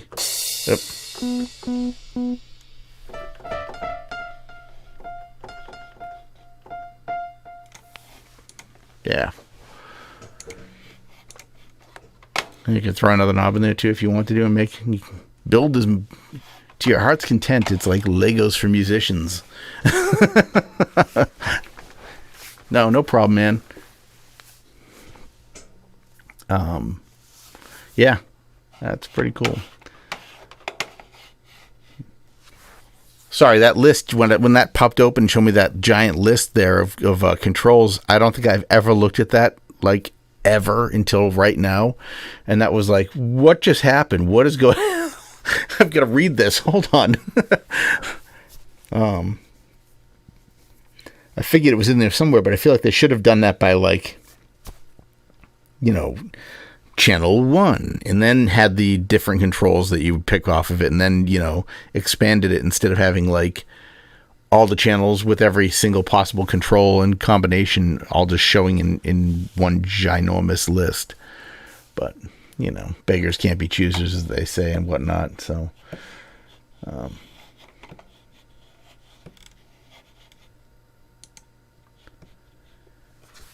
yeah, the other stuff that's kind of cool is the you know, just like any, I guess, like any keyboard, really, you can do some cool layering stuff in here too. With, you know, we got the piano there. You could throw a stringed instrument in there or something that, you know, depending on the velocity type thing. They actually even have I don't remember this being in here before either, is the transpose. So I could go in here and be like, let's see, instead of being way up high, just because I'm using it up high, I could tell it, you know, go down, you know, 2 octaves. Let me turn that echo down because that is as annoying as can be right now. Just a little touch, you know, would be all right.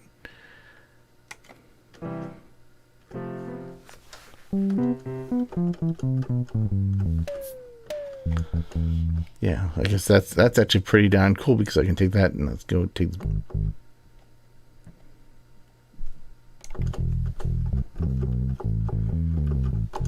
Yeah, that's awesome. Oh man, grabbing a drink. Be right back. No worries, man.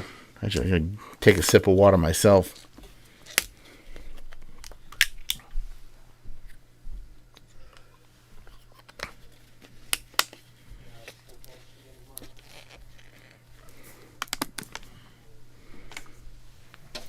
Yeah,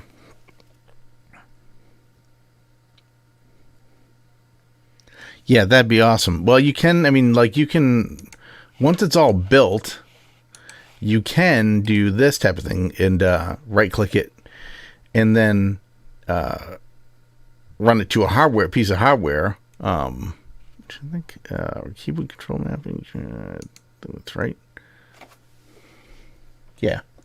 So now I can actually, like with my actual physical keyboard, I can adjust that now. With my actual controller here. Whoa. And same thing with these you know, just go right there. Boom, hit the old. And there we go. So I got kind of everything laid out right there for me. But unfortunately, they didn't make it as easy to go the other way around, where I could just go, you know, right click and say, you know, drop that in right here or something, you know, or just drag a, you know, hold down you know, shift or something, drag a wire off and drop it onto something. So it just worked. I wish they had, but oh well. Good suggestion though for them, you know. I mean, I'm hoping that someone from Reason will actually take a look at this video after. I don't know. Maybe they will. Maybe they won't. But, or parts of it anyway, you know. Or from, you know, Propeller Heads Reason Studios, I guess. I still want to call them Propeller Heads all the time. And it's so weird to just call them Reason Studios because, you know, for so many years you know, call them one thing and then they just decide to change the name. But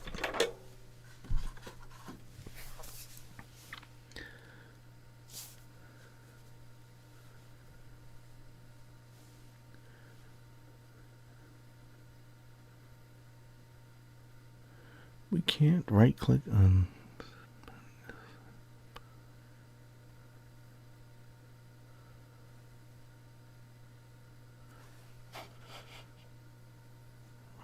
the send button. You mean like if I went here and went like this, right click this? Oh, I guess you can. I've never ever done that, and that's a pretty cool trick. I guess you can. That's funny. Oh my god, I've always done it the manual way, but apparently, if I had ever actually read a manual, I might have known that. I've just been doing it for years and years, doing whatever, Let's see if I go up here and we go drop a controller in. We'll do one more here. And then we just go. All right, so if I wanted that to control this effect for here, I guess I could just go map to Control 8, which is what it says right now. And now that's mapped to it. That's pretty insane. Why did I not know that? Steve, why did I not know that, Steve? Just kidding. I don't know. But yeah, there we go.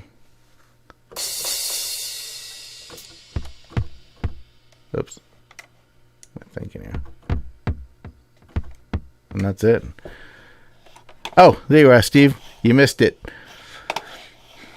I was, what do you call it? Carlos was just asking, is there a way to right-click the buttons and assign them? I said, nah, I've always done it manually because I've always literally gone through on the combinator here, and I've always just tweaked and went through this little list here, And I said, I don't think so. I don't think there's a way to do that. And then I went and right-clicked one of these and realized that there's a...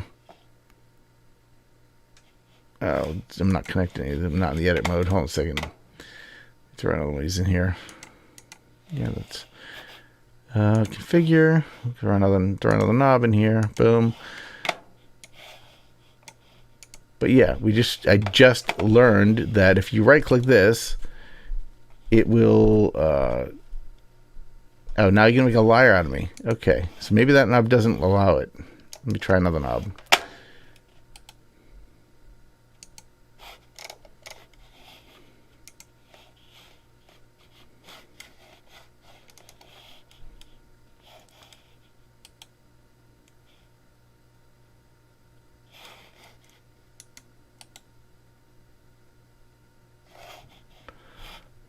That is crazy. Hold on here.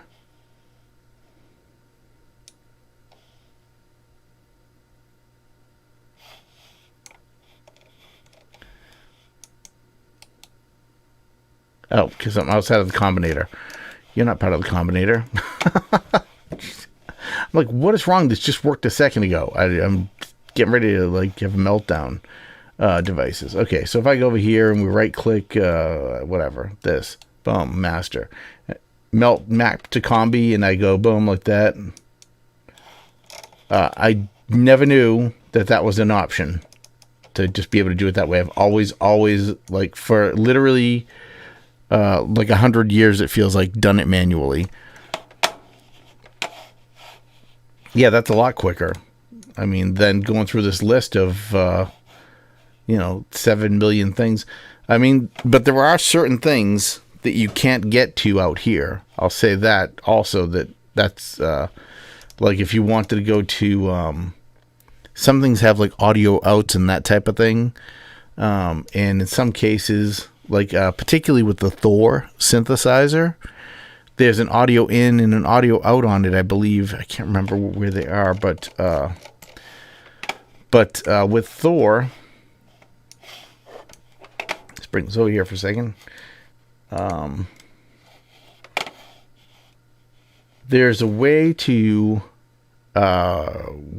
send a signal from one thing to another, I believe, to the effects on here without going through everything else, to use the effects separately. And there's no other way to do that with the combinator other than with selecting it manually that way, the way that I was doing earlier. This is a pretty cool synth too. I don't know if you've played with Thor, but Thor's pretty great. It's like an oldie but a goodie. It's like I've had a lot of people in the past tell me how all these other synthesizers are unnecessary because there was Thor and there's subtractor and the synths that were there were enough. And and honestly, they might be. I can't say. I don't think you need a million things, and I think that the thing about not having a million things is you learn to use the things you have to their fullest capability. But on the other hand, it's definitely nice to be able to have an instrument that's specifically built for a task or that has easier access to certain capabilities. Without having to dig through. I got some ridiculous. I don't even know how many instruments I have in here between VSTs and everything else. And they just go through that there too. They've brought in a new Arturia brought out a couple new instruments recently. There are a couple updates to older instruments that I have on here. Good stuff. I love Arturia. They're one of my favorite synth manufacturers, and that makes software synth also. I've didn't even know who they were a few years ago, honestly. But yeah. Well, let's see what time is it. It is 9:47. We're rocking right along. I got probably about 15 minutes left before I can before I have to cut this off, because I have to. I've got to work at 5 a.m, so got a couple things to do around the house before I go to bed myself, and couple chore type things. We've got some horrible weather right now over here in Pennsylvania. It's just raining, torrential downpours, and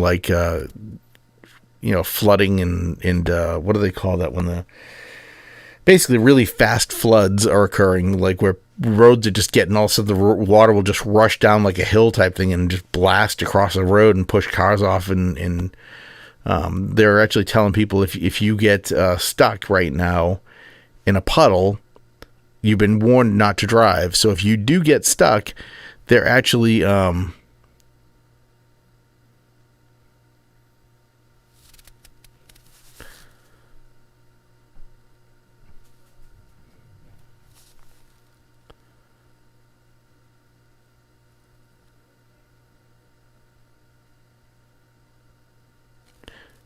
Isn't that funny though? It's that when you put that they haven't added the send pattern to a track button. That would be cool if you could build like a little sequencer into it too, into the. I guess. Well, I guess you kind of can though, because if you use flash flooding. That's it. We've had a lot of that, but they're saying if you get stuck right now, you have to pay to not only get your car out of there, but you have to pay for the rescue, because you've been warned essentially not to be on the road right now. I'm like, that's great. Wow. It's like a little salt in the wound for you. Not only is your car probably wrecked and you're probably stranded and freaking out, now you've got like a couple $1,000 bill for the firemen or police and ambulance and whatever else they decide to send your way to try and get you out of there. The EMT type services don't come, single-handedly. You don't get just the fire department. You get the police, you get the fire department, you get the ambulance. You get it all. I don't know. Out here, they'll probably even send Lifeline over, which is like a helicopter that gets you to the hospital in case, and they may even send that, and you'll be paying for the arrival of Lifeline. I don't know what would happen with that, but I was like, Jeepers creepers, I'll just stay in the house, man. But we had a flood down here in my basement before a few years back, and I lost thousands of dollars in equipment. Tens of thousands of equipment were ruined by the water, just coming in and wrecked my computer, it wrecked my Mac. That was my desktop Mac, which was on the ground, which I shouldn't say it wrecked it. It got in it. It didn't destroy it because I was able to clean it up and use it again later. But I mean, I had a lot of equipment that was ruined. An acoustic guitar that got wrecked. It, you know, got washed away with the water, and the water got all inside of it. And it was just, by the time I got to it, it was destroyed. But you know, it was crazy. So I've been down here with the, you know, monitoring it while I work all day long. I put some moisture sensors all around the basement, and you know, I'm thinking, man, if it even starts to come in, I'll know about it, and I'll be on it as quick as I can. You know, I got my shop vacs ready to rock. And you know, so yeah, but that would be. I was gonna say though about the pattern button there, like you said. I guess I'm trying to think. Utilities. I mean, the matrix pattern sequencer. Would that be kind of... I did have insurance, but they only covered like $5,000. And that didn't even scratch the surface of what was ruined. My wife's wedding dress, which was like a $2,000 dress or something like that at the time, which is not much for a wedding dress, but sentimental value and that type of thing was destroyed. It was, you know, we got water, and then we got silt. Like silt came in and flooded the entire basement. Everything was disgusting. All tons of pictures, irreplaceable stuff were ruined. A lot of things were just wrecked. Baseball card collection, which was, you know, just stored type thing, got ruined. Pokemon card collection, my son's Pokemon cards, which whatever, that's Pokemon cards. I was at the time, I don't think they were worth anything yet. They might have been eventually, but they will never be now. Several Mac notebooks, tons of actual books, like my IT books were on a shelf, but the shelf they were on the bottom rung of the shelf, which was underwater. The water was about 10 inches high in here, so all those books got wet and moldy, and you know, I just at $50 to $100 a crack, you know, gets expensive. It was after that I decided to sign up for a digital book subscription. Like, I'm never buying books again. That's it, you know. But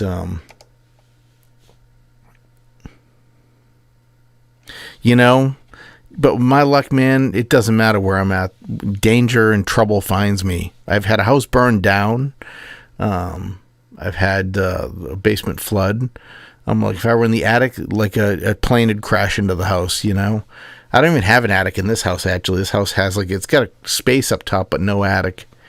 It's mostly single level, but there's a basement.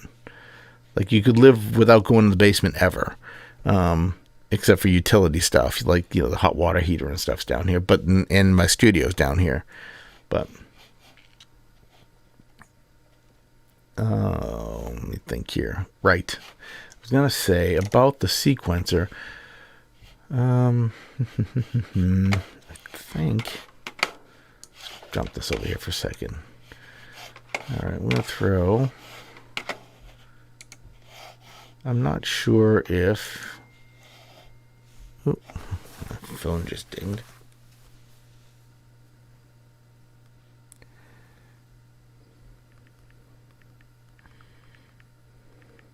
Sorry, I had to reply to that. Yeah, I was going to say, I think you can put this in here, and I think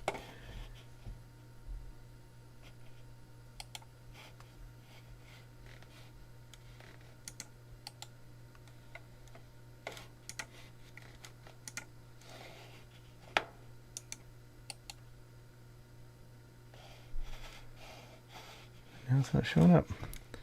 Let's go over here for a second.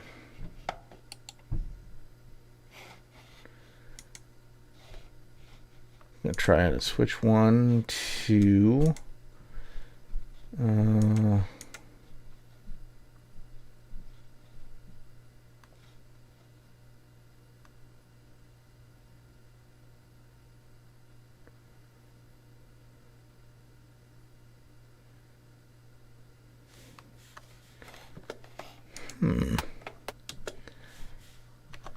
for the back here.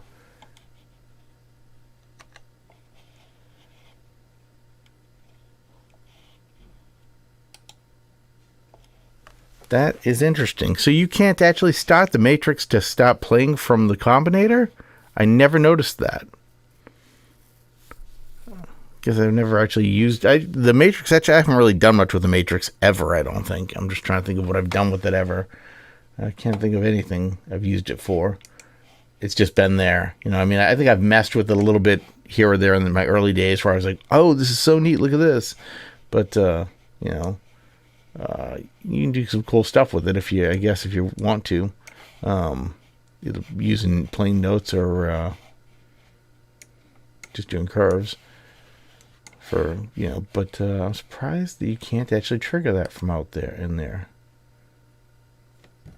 I wonder if there's... Nope.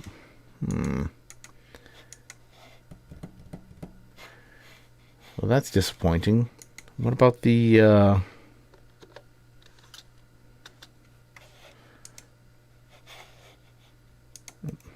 just happened. Get another combinator because I'm just thinking now about the sequencer at the bottom of Thor. Could you use that in a combinator and trigger it? I don't know.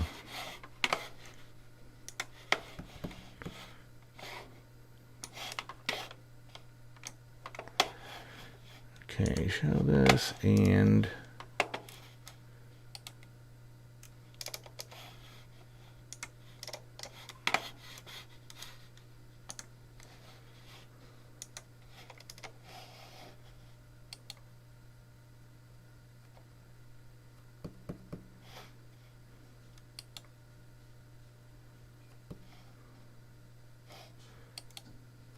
No.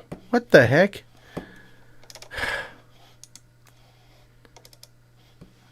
That is disappointing.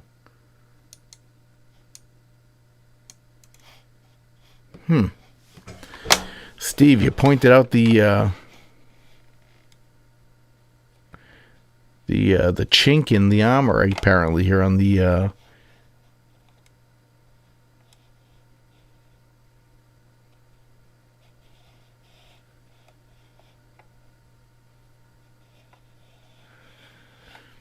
Yeah, I see that.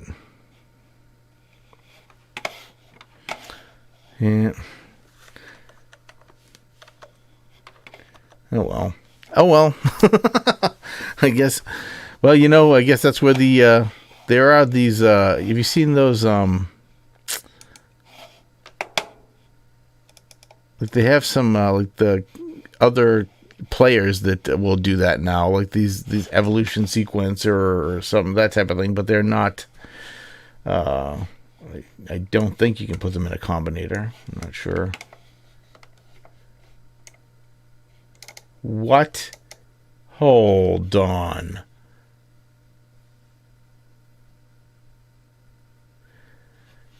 Dude, I think you didn't used to be able to put players inside of combinators.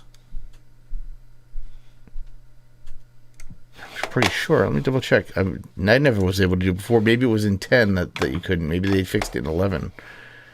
Hold on here.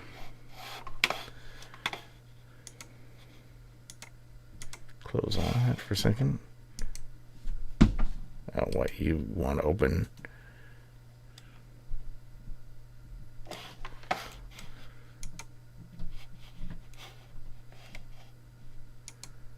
Yeah, this is reason 12. Great.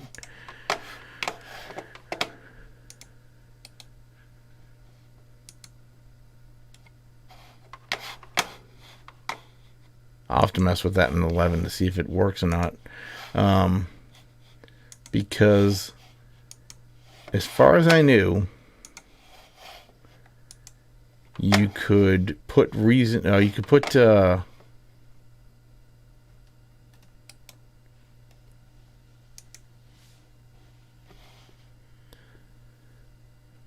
outside of a combinator, but you couldn't put them inside of a combinator. At least that's what it used to be. And now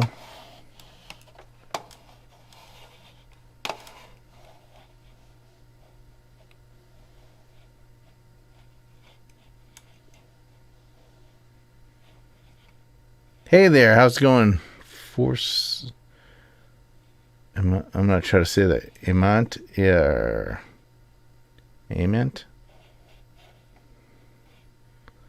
Step, select by step. Just try to put a dual arpeggio.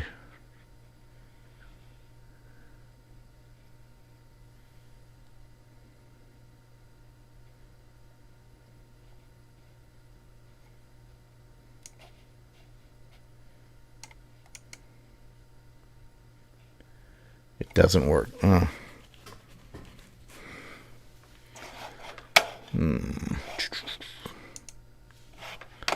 Bringing in Reason 11 for a second because I want to see something. I don't care about rack extensions right now. I just want this to load up.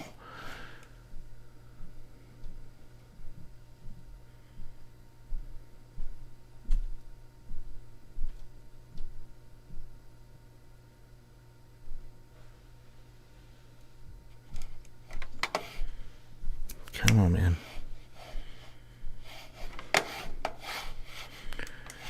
Okay. Let's bring this over here. Let's get a combinator. Utility combinator. Boom. Alright. And now. Oops. Don't usually have it up that high. Instrument. Drop this in. It doesn't really matter what instrument. I should want some simple though. Simple instrument, boom, and players. Now, if I take, I swear, it must have been 10 that it didn't work and I never tried it again. That is something crazy. All right, so with that being there, though, now we have the other thing you could do, though, to get a sequencer in there, though, would be to use either the poly step. Here we go. How's this thing work? That one, it just patterns built into it. Drum. Let's go.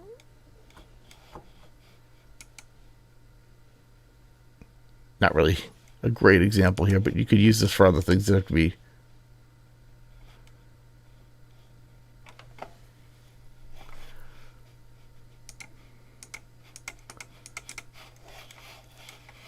But yeah. Now can we actually, this is the question, I guess, is can we start it and stop it from out here? Let's go to edit.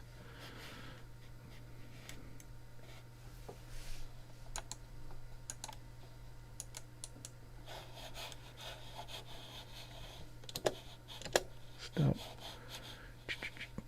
I want to go to. That doesn't even show the player. That's interesting. Unless that's it right here.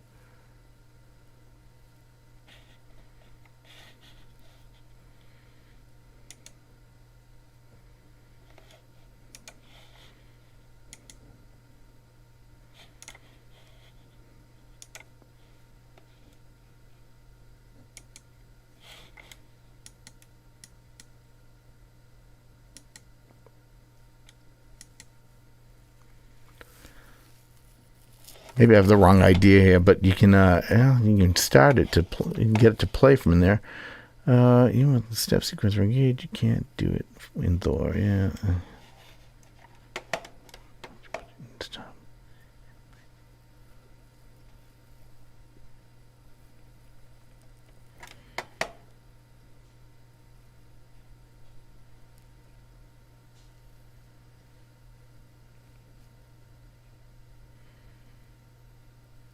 Oh, that's interesting. Let's put it in from the browser. Let's put it in from the browser.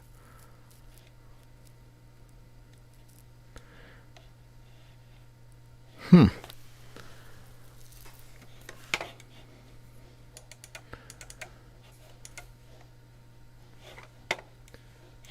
man. Well, I guess I gotta call. I gotta wrap it up for tonight. I'm sorry, guys. I got like a few chore type things I've got to do before I go to bed.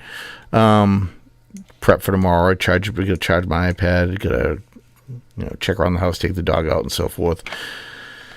Anyway, thank you guys so much for hanging out with me. I really appreciate it. And hopefully this was good for you guys. If it was, feel free to subscribe, and I'll see you guys in the next one. Maybe I'm trying to get back on a regular streaming schedule. I'm hoping maybe Wednesdays, like right now, would be a good time. It seemed to be not bad. I did have some people in here, so that was kind of all right. Or maybe Saturday mornings. I might go back to that too. I think I might do both Saturdays and Wednesdays actually, but so see what happens. I'll let you guys, yeah, man. Yeah, definitely. Thank you so much for subscribing, man. I appreciate you guys. It's like I don't have a lot of internet clout, but the people who I have have all been great people and been very interactive, and I like that. You know what I mean? It's like I feel like I'm actually got like a little bit of a community going on here, and I'd like to keep that going. So I appreciate you guys. Thank you very much, Carlos, and thank you, Steve, my man. You guys. Steve's one of my the second person I ever had on a live stream. I think it was you and Jay were the only people up there at the beginning. So anyway, all right, guys. Well, have a great evening. Thank you so much. I'll catch you guys in the next one. All right. See you later.